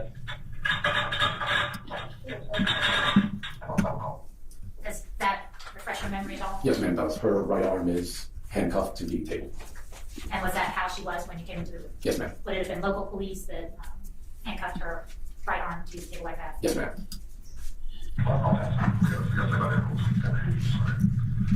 So I'll tell you, one other thing that happens in this room that I think is important is you understanding that this is the only time we're going to talk. Whatever you have to give as far as your story is today. There won't be, you know what, I'm going to tell you A, B, and C tomorrow. Okay? We're going out drinking tonight, and we're going to be on an airplane Thursday going back to Atlanta, and we have to have a meeting with a whole lot of people. We're going to go through this story. I'm going to tell you what a whole lot of people are going to say. You know what they're going to say? No, they're going to say a little different. Say Teresa Black. That's what they're saying. So, I you. However, we knew that we were going to come and ask you for a sample of your DNA. Constitutionally, you have a right to decline that. So, the folks in Phoenix here, they worked with us and they got a court order signed by a judge ordering us the ability to take your DNA and separate comparison. That DNA is going to match, and this is going to be your I play worst case scenario game. And then we're going to the facts. The facts are you had a child, actually a controversial to that you signed for him. He went to school in North Carolina up until like second grade, I think, maybe. And then he leaves school, he comes to Georgia, and February of 1999, his bones are discovered in the field. Now, his body had been there 4-ish months before anyone found the bones. And I'm just saying factually, you just go about your life. You go to Alaska, you meet Nathan, you guys come back down here, you guys have your ups and downs, he ends up moving out, and we got some fight back a month ago. And nothing was brought up, there's no missing person report, there's no whatever. I believe, I'm going to tell you, I'm going to just tell you what I believe. And there's things I can't 100% disclose to you. I believe that your 7-year-old at the time became ill. I believe your son died naturally from that illness. I believe you made a poor decision. Because whatever reason, whether don't trust the police, scare the police, those are all reasonable. Don't have a family, reasonable. Not stable, reasonable. And you let it ride. Teresa, I'm going to tell you, if I'm close, the story that I just said, it is very important that you tell me, because those are my words, not your words. And I'm going to tell you, Teresa, I have a family, he has a family, and kids change the dynamics of family. Okay? They do. Teresa, I believe that you knew today was going to come someday. It's like little things. No, no. Go ahead. Come in. Go ahead. Tell me what happened. It's just us in this room. And I know you get hurt, kid. I know. I know things I can't tell you. I just can't tell you what I know. Oh my God. I didn't know. I know. I know that. Something was. I know that I wasn't able to feed him right. We were eating. And we weren't even at the shelter today. We were trying to speak. Like the bus bitches and do where we could just buy the $20 hours, you know. And I just like wherever. No one. She started everything. And we want to talk about the footage and up and I didn't know what to do because I think I was thinking he's just really I gotta talk to somebody. It's the moment I find somebody that didn't help much. He was just they don't want to do anything. And so we did stuff like that. I was careful and I was like, okay. I can find something we can do this. And I was like, yeah, just let's see what it is. And I'll find somebody to help us. And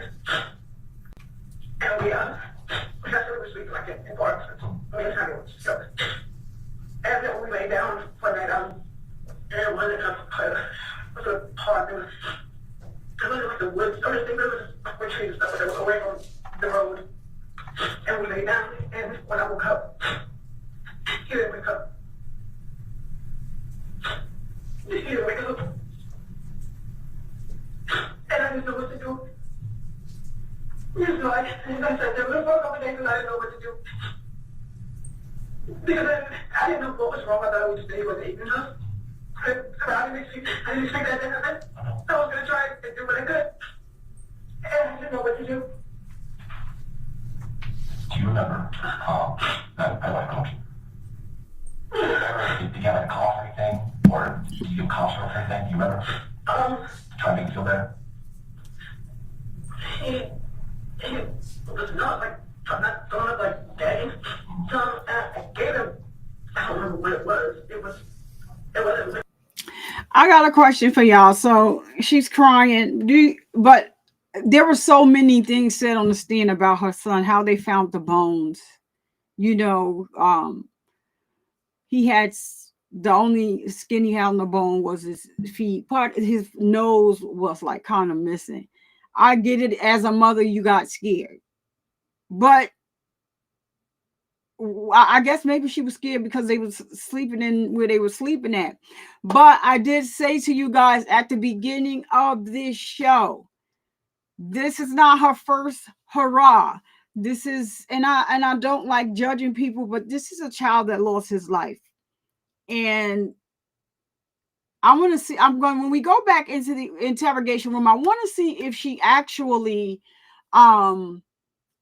admits right away to giving him medicine to go to sleep. But then she's crying right here, and I mean, I don't mean to be mean, but I think she's crying because she got caught. She's crying for herself. Yeah, you can't make it up at all. Laugh. She is just like, and I get it, but then now, so she said they were sleeping in the parks, but remember, his bones was found in the cemetery. Remember the man lived across the street in the cemetery? He said he'd go over there and he walked his dog. So is it true that he did see a car that dropped that, when he was looking out the window, did he hear what he heard? So did she bring him there and drop him off there? Because, or was you sleeping in the cemetery? This is just all types of stuff that's just going through my mind. I just wanted to put it out there. I wanted to ask you guys what you thought, because it's a lot for me, because it's the first time that you cried. When you see yourself in the interrogation room and you finally tell the truth, because they had you because they already had that warrant signed to get the blood sample from her. But she tried it, till they said, well, or what school we went to? Well, he went to school,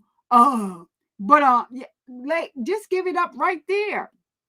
But at the end of this trial, y'all are going to see she still got a slap on the wrist to me.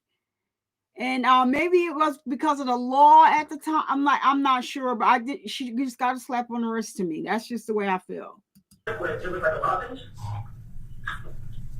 And I think I gave him that.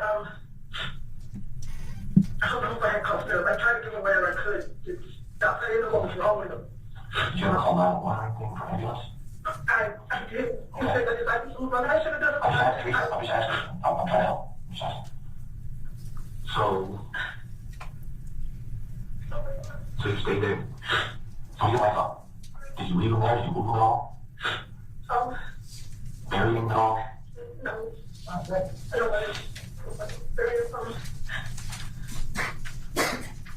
Help me.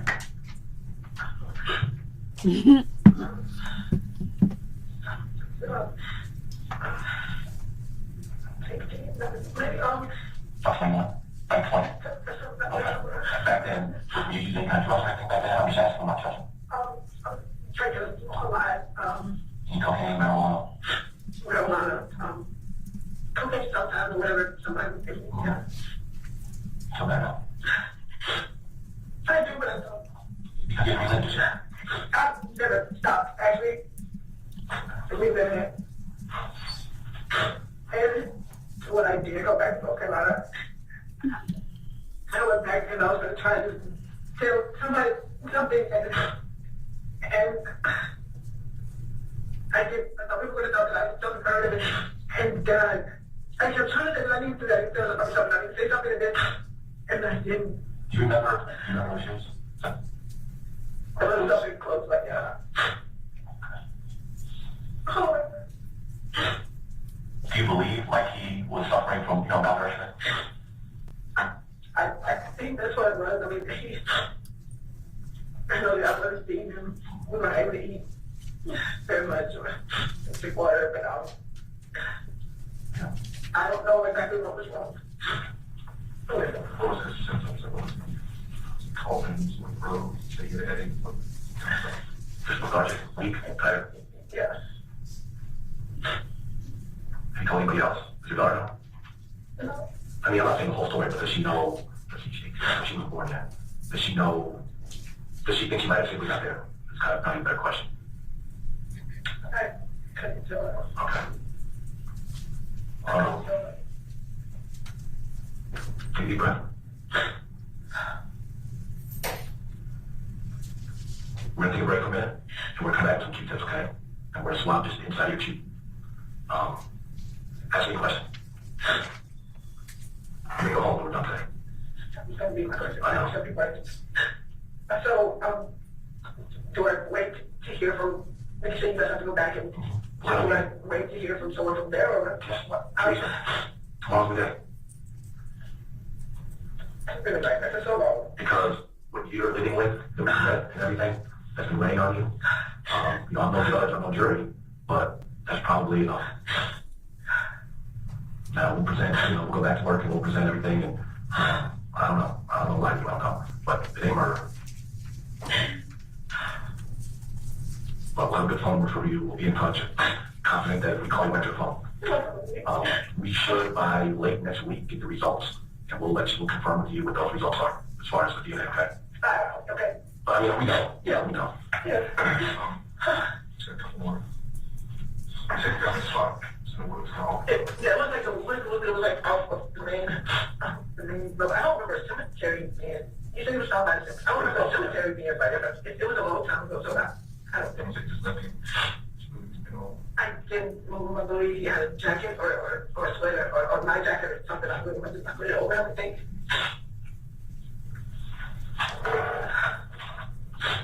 I think he was jacket or something that I didn't move. I can't remember if it was a jacket or it was my jacket or something that he had. No. Is that the first day that you found yourself on that spot, or is it there for a couple days? No, that was when we first went there. Because we were just kind of walking around. It wasn't like a place where we just go to every night or something like that. We just kind of look for somewhere. When it started getting dark, we just trying to see. How long had you been out of somebody's house at the time? Just a couple days, or weeks? I don't remember, really.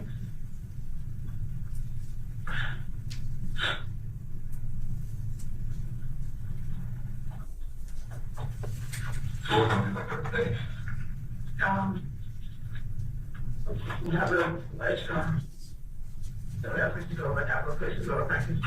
I just want to go to like the open dumps, we have like little areas or bus stops or something like that.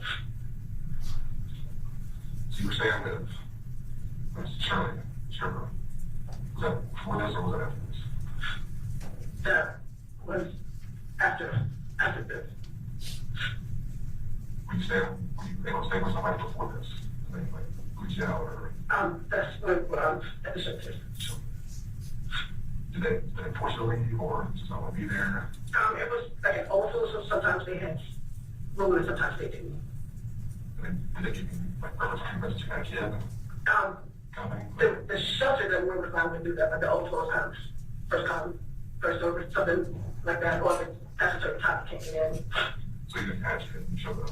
If it was like that, or if it was like that, time you be there, you would be able to come into it.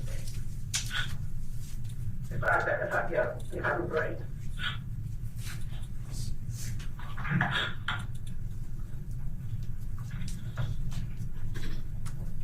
Do you need water or anything? Good stuff. Yes.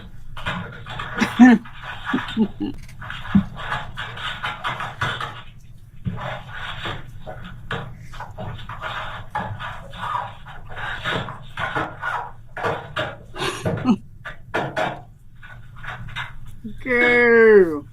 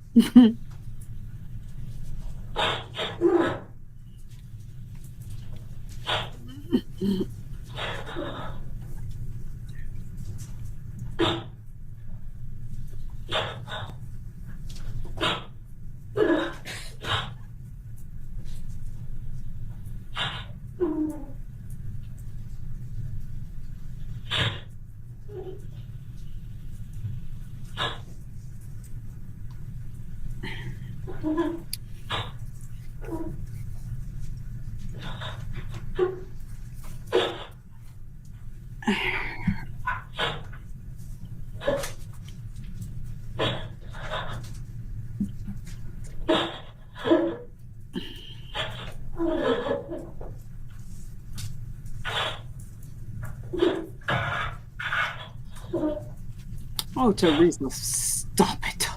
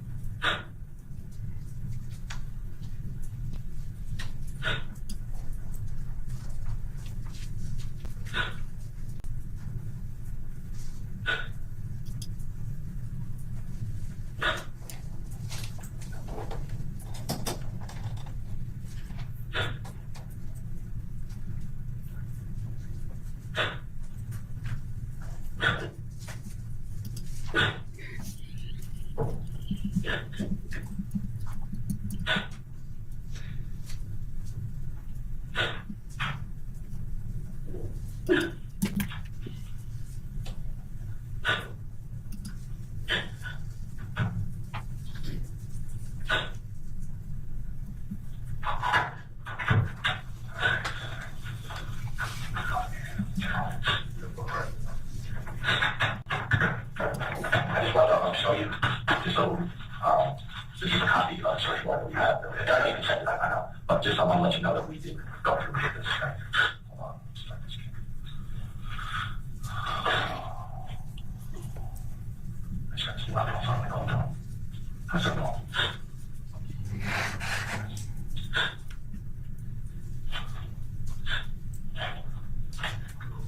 Okay. You okay?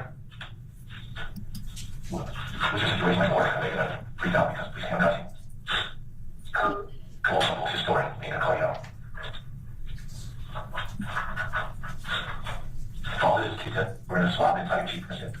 So I call you test me, and then you go, not like that, I'll put up your house, okay?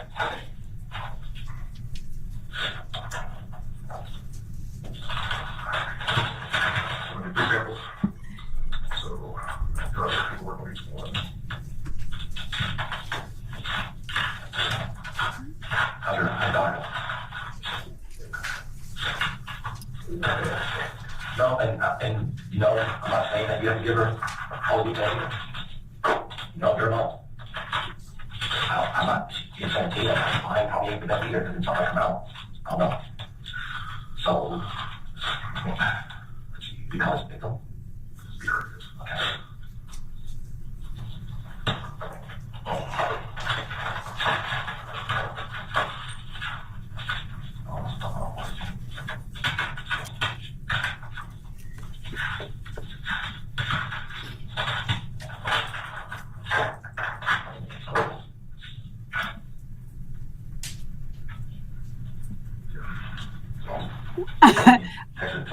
I got it, but I ain't worked it today. Let me see.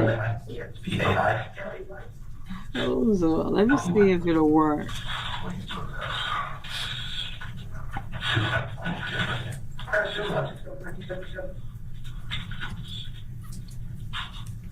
The cop looking like she is full of it, y'all.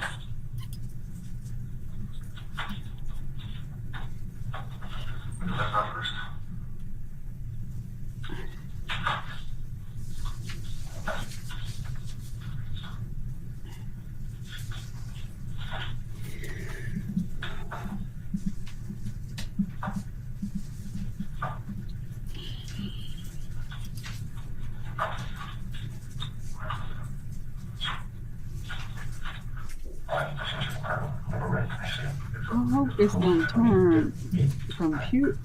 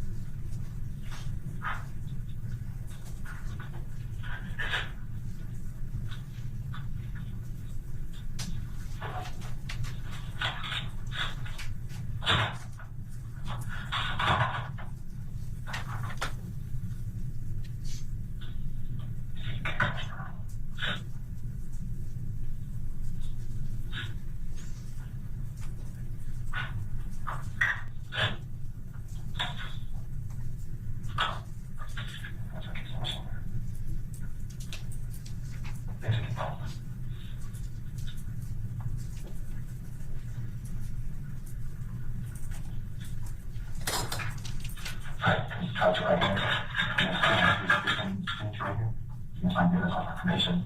That's what's going to go inside this. She said.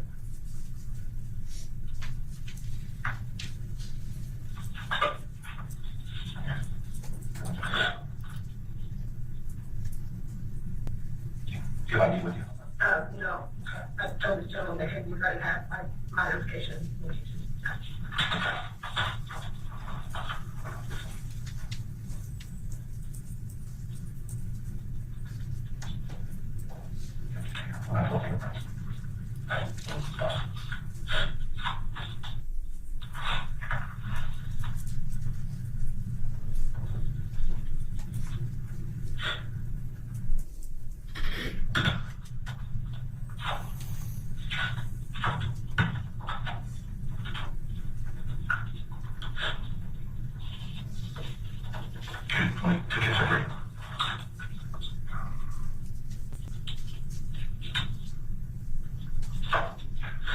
So what we're going to do is we're going to send one of these samples to the National Center for Missing Exploited Teens, only because they have a quicker turnaround date. So I'm going to send one also to the Joint Bureau of Investigation just for formality. They take 3 to 4 months. So 3 to 4 months. I'm going to leave you with a card when we leave. It has my name and phone number on it. If you change your address, change your phone number, you can call me. Because I expect you to answer that phone if I call you. Is that fair? Okay.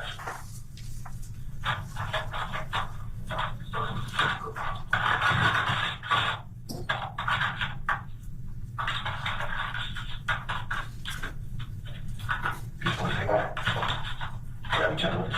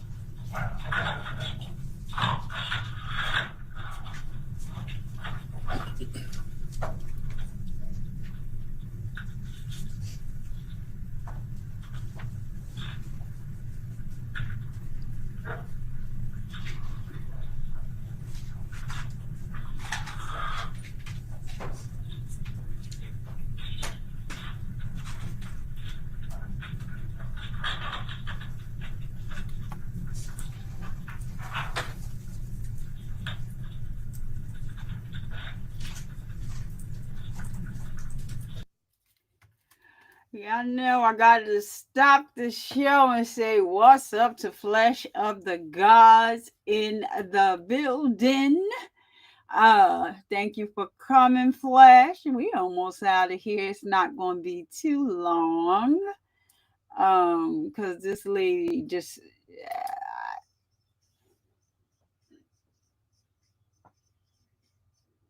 this lady is crazy. She her son was 6 years old. She took him and moved to Atlanta. She lived in North Carolina. We don't know what happened after that, but all we know is that he's no longer alive. And so we are just rewatching this, and we're almost at the end for today. But thank you so much, Flesh, for coming over here and showing your support.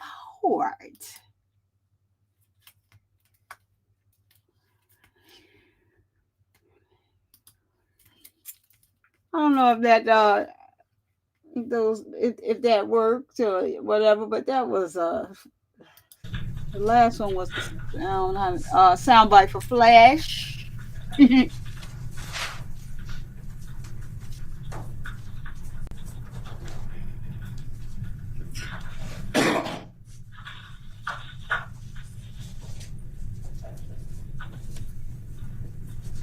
have any questions, Teresa? What's that cop got? Is he like a swab? Do I need to give my ID to someone else?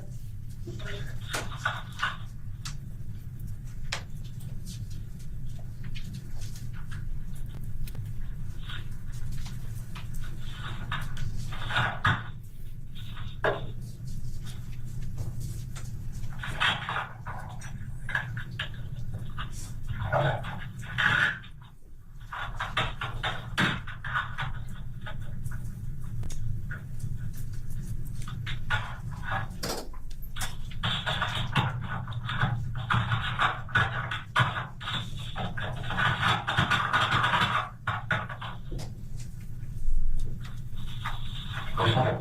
Like this.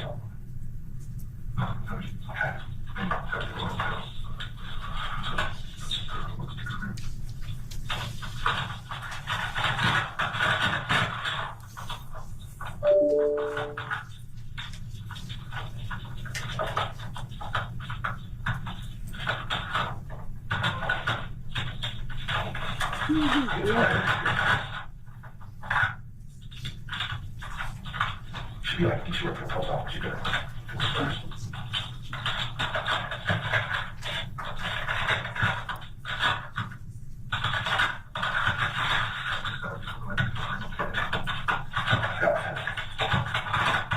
So you like Arizona, North Carolina, Alaska, Georgia, and Arizona. What was your feeling? Really? You don't find it crazy? I mean, I don't really mean that, but it's cold. Like for real cold. I was in Minnesota. Like that close to Canada. And that was cold. But you like 14, you get 14, pretty much 14 in Arizona, right? No. Not really. Like this winter. No. Yeah, this is what they call it. So you're one by the middle name Ken. Yes, that's my original name. What's your My name? name was Teresa Ann Bailey. When I got married, it was Teresa Black, and I got Teresa Black. Okay, what? You go. Okay. Teresa Ann Bailey. Okay. So it's like Bailey's name. I get it. So, okay. Okay. You want to take baby black on? Yeah.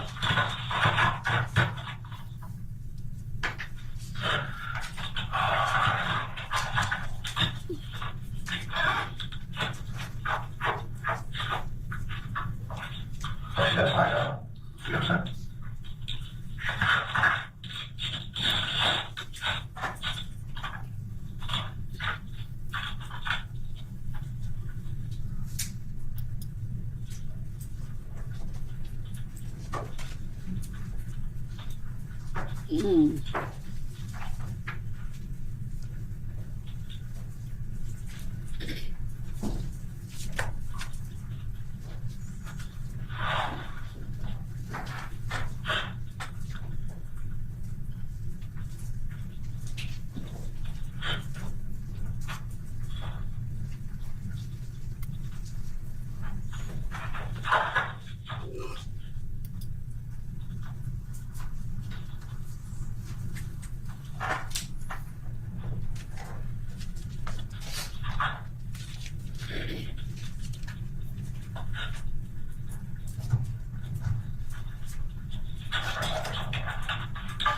I've never seen that before.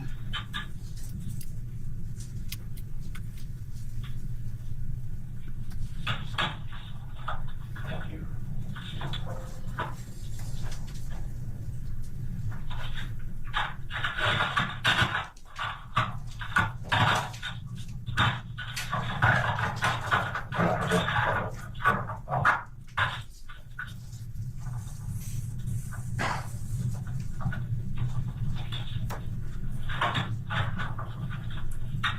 So, maybe not recent, but like 5 years later, were you worried about this day? Someday? Or do you know how it's going to play out? Always worried. Always. You don't worry about that. Okay. Okay. I mean, as far as, anybody, you might want to find someone to talk to, maybe some counseling. I don't know how this affects you, but as far as looking over your shoulder, worrying about your freedom, right now, be a mom to your daughter. Okay.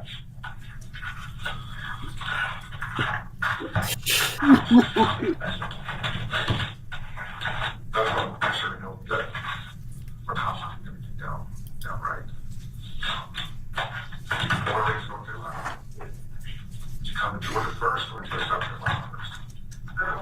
I lived in Georgia. That's when you broke when you came here. To Georgia, sorry, Georgia.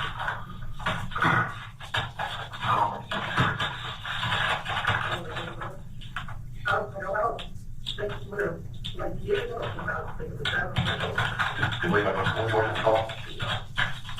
Homeschooling. Anything?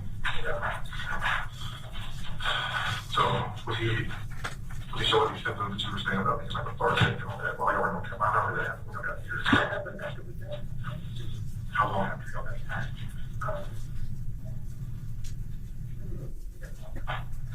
Maybe a couple months. Maybe 6 months. See, I never had to stay in place for that.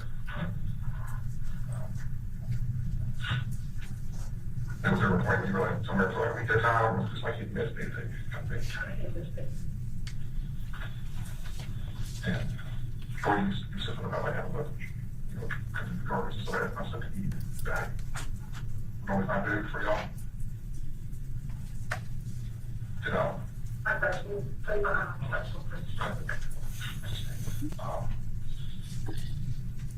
When William started to show these signs, what thought process you had, like, the whole shelter that provides all food at all, or with this man's shelter? Did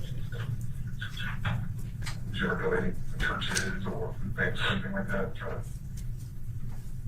did you just not know where to go, or just embarrassed, or? I didn't know what to do with it. Yeah, I remember you from marijuana at the time, you said you could use whatever they would have. What else would it be? I don't know, it was some type of pills. Not really sure what. Like whoever has stuff, like the hotels or something. Yeah, whatever I was thinking. Was we there while you were doing this, was you speaking with somebody? I don't think it's there. Did you ever see, like, urgent care or something like that, or like a walk-in place, or to shelter do any type of medical advice or anything for you? You said you're getting a lawsuit. You're gonna doing that. Yeah. He was like coughing up like a lot. Most girls like I had to eat, but he wasn't coughing a lot, so I just had to like coughing like that, and get things like that and stuff. And she wasn't, you know.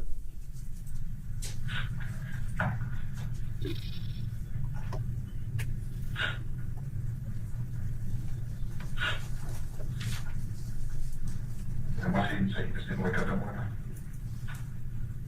You try to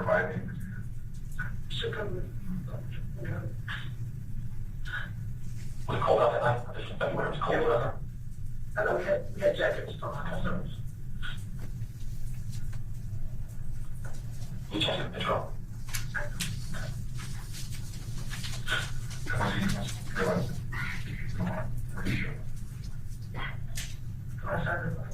Saturday, at night, I walked around, so I got some tokens on the train, and I rolled my phone and did it, and I said, I didn't know what to do. Mm-hmm. How did you move back to North Carolina? I don't know what I did that, yeah. Can you tell anybody about this? I wanted to with that. At first, I thought we were mad, but then I was a little told because whatever, what happened to him, I didn't really know what happened to him, but that was my intention, was to tell somebody what happened, and actually, I didn't have to say it, but I have to. Because in my heart, I knew somebody was going to find him, I had to say something. And then I did, and at some point where I was like, if I say something, I was like, I did something wrong, and I guess, like you said, I just been waiting for somebody to come by me. I know I should have said something. I know I should have said different. Good job. You know better. And you survived. I had to be baby. But I guess you have.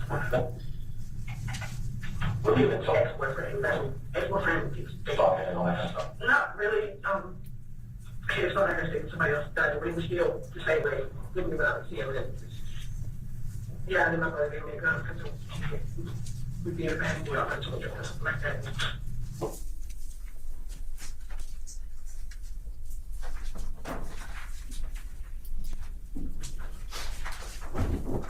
Mark, can we Good. go ahead and break? Yes. All right, is it almost done? Yeah, We still sure. have a little bit more of it? Yeah, sure. Okay. Just a little. All right, it is a little before 2. Be back, just 45 minutes, give you all enough time? All right, try to be back by 2:30, 2:45, and same instructions remain in place. Leave the transcripts on your chairs. Thank you. Okay, let's see what's going on here. Let me see. Is this the end? Yeah, this should be the end of it because she's I think, oh no, they come back actually for just a minute. So that was the end. It's about 5 minutes left. So yeah, let's just keep it going to the end. Welcome everyone that came in. Thank you for being here. Thank you for being patient. Thank you for being a friend. All right. That's all the jury was. Right, we didn't get to it. It was just the next line. Okay, so it hadn't happened yet? I mean, this was all part of the same conversation. Okay. The person, Skip and make sure we resume at the appropriate place. All right, and if you need to during lunch, listen to everything on, There's just a few minutes left, John. listen to whatever's left, and if you have any objection, let me know before they play it. It's much easier to do it that way. we were listening during break Okay. a second ago. I knew it. It did start at the right spot. Okay. That's what I was able to hear before we got Gotcha. going. It just Okay. picked up in a spot I didn't expect. Okay. So we got there before anything bad. All right, well, that's good. Preemptive strike. Right. I think I'll forward a lunch a instruction on redactions. There have been redactions made. Okay. I think we tried to I not talk think about that would draw attention. I don't know that they've heard anything. I think this is going to draw attention. I mean, once they leave for an hour break, she said a few things about a boyfriend and just stuff. She said somebody else died, right? That's what I heard. I wasn't Yeah. following along with the transcript, but what is the, That's not in the transcript. okay. So what statement was played, Mr. Bozarth, that you are specifically objecting to? What did they hear that you think should not have been played? Right. It began, I believe, with executive quickly saying we're leaving, and then Ms. Black continues her answer. He was an ex-boyfriend. He was actually an ex-boyfriend. We were dating. And quickly says talking and stuff like that. And she said not really. He had started, I guess, dating somebody. And that's where we stopped. How is that? An ex-boyfriend is the person that is involved in the previous case in 1994. Okay. So they're talking about that case. Okay, but they don't mention anything about her. Was he the victim in that Oh, case? get the Okay. fuck out All of right, they don't here. mention that. Right? To the That's- extent Okay. that But the jury hasn't heard anything about that case, anything that would be prejudicial. Okay. Where we stopped, we can pick up at a new place, they're not going to notice any change in the conversation. And so, God, I the think it was fuck wrong out of intention by here. him. I mean, the truck. I said I was thinking about it. Yeah. If he, I mean, So mad, man. any potential prejudice would be to the defense. If the defense wants a curative instruction, then, I would consider it. But I kind of agree that I don't think they've heard anything that was essentially prejudicial, as long as I don't go any further. Just the fact that she had an ex-boyfriend and they were dating. Yeah, you know what I mean? We just haven't told them that there have been skips. So they may be wondering. I thought we did, because she said redacted, that was outside parentheses hearing. Okay, all right. But then we can certainly let them know that Thank you, Flash. It's like 2 minutes left on the it court anyway. previously determined were not admissible, and therefore they were Thank you. taken out. For And your the time. only portion they're hearing is what they're supposed to hear, or something along those lines. I don't know if I'm requesting that. Okay, yeah, all right, think about it. That's fine. All right, we'll be in recess to 2:45. All right, so I do believe that's all that I'm going to do today. She's done for today.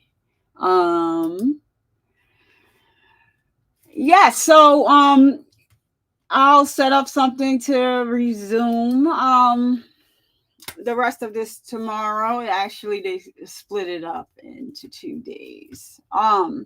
Which is good for me because I have an appointment. And I would like to say thank you to all of you that came out to support. Thank you to the lovely mods in the chat, always holding me down when you can. I appreciate you all. And so it's Friday. I don't know what y'all going to do, but for me, I'm not doing anything right now. So I'll end the show the same way every time. Men, I just want to let you know that you too can also get breast cancer. It's not a myth, it is a fact. So if you're feeling anything that doesn't feel right in your chest area, please get it checked out. And you may have to ask your doctor to test you for that. I just wanted to make sure that I bring awareness to that. So over here, we have renamed the breast cancer for men to pec and chest cancer. So, but when you're in the room with your doctor alone, you can ask them to check for breast cancer, because a lot of them won't even, if you're having issues in that area, a lot of doctors probably, they don't even think about that. So, women, make sure you get your mammograms, feel your boobies to make sure that you are all right. All right. And don't you dare let anyone come in your house and disturb the peace that passes all understanding. I'm sorry. I have a question here, so I need to answer this so that he will know. So April, you missed how they found out he was her child. Well, she had a neighbor that used to be her best friend. She lived in North Carolina. The neighbor never gave up on looking for little William. But the neighbor never looked in the section where it says children that are deceased or missing children that are deceased. She always looked for him as an alive person. So it kind of came like an obsession. It wasn't an obsession. It's just that she cared for the young man. But she has a daughter, and her daughter said, "Did you ever try looking for missing children that are deceased?" And she said no. She just couldn't bring herself to it. They did a reconstruction. Let me see if I have it here really quick. They did a reconstruction of him to see what he would look like older. And when the neighbor started looking for that, she saw that the recreation of his older self, and she said that she knew that it was him. I think I have a picture in here that I can bring up real quick. Didn't I have that picture yesterday, or did I have it on the thing? Oh yeah, I have one, but let's see what it is. It should show. So this is the picture that they did of what he would look like, because he was 6 when his mother just up and left North Carolina, took him.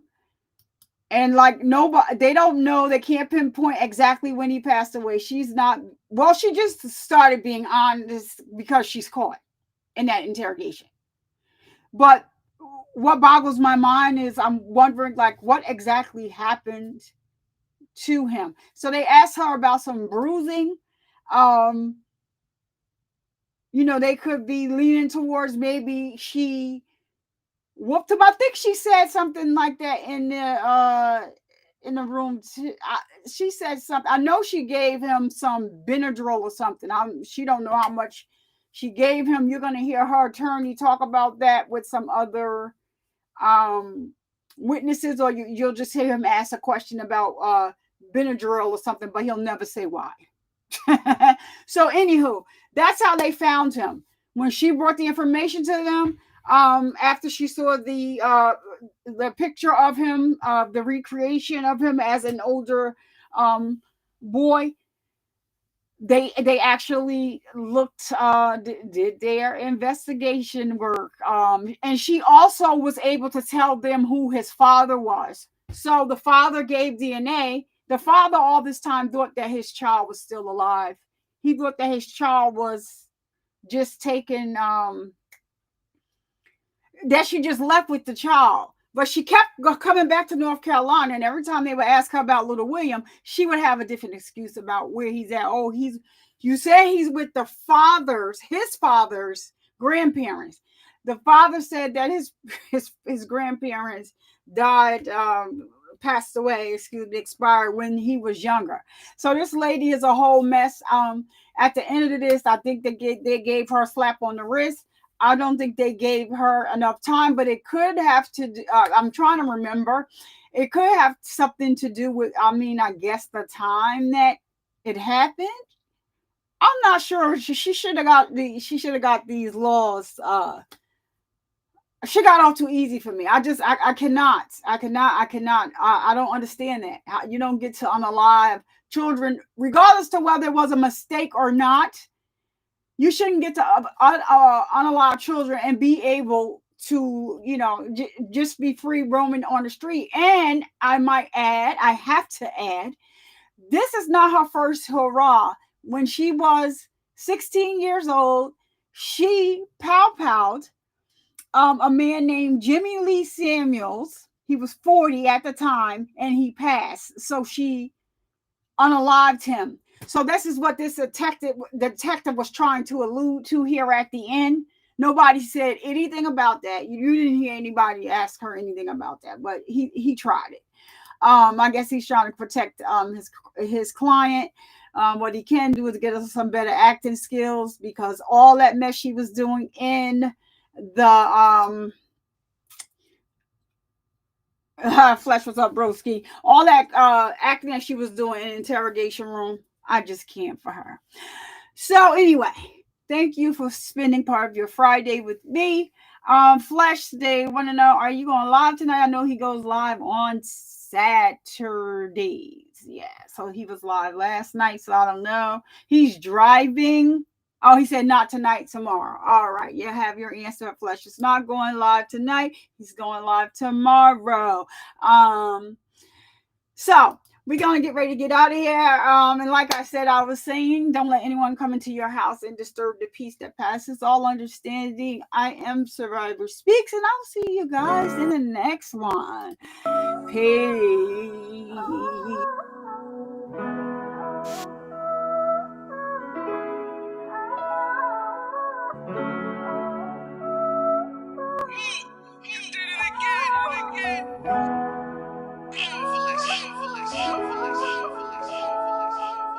Full cycle, I just might though, just like a Michael.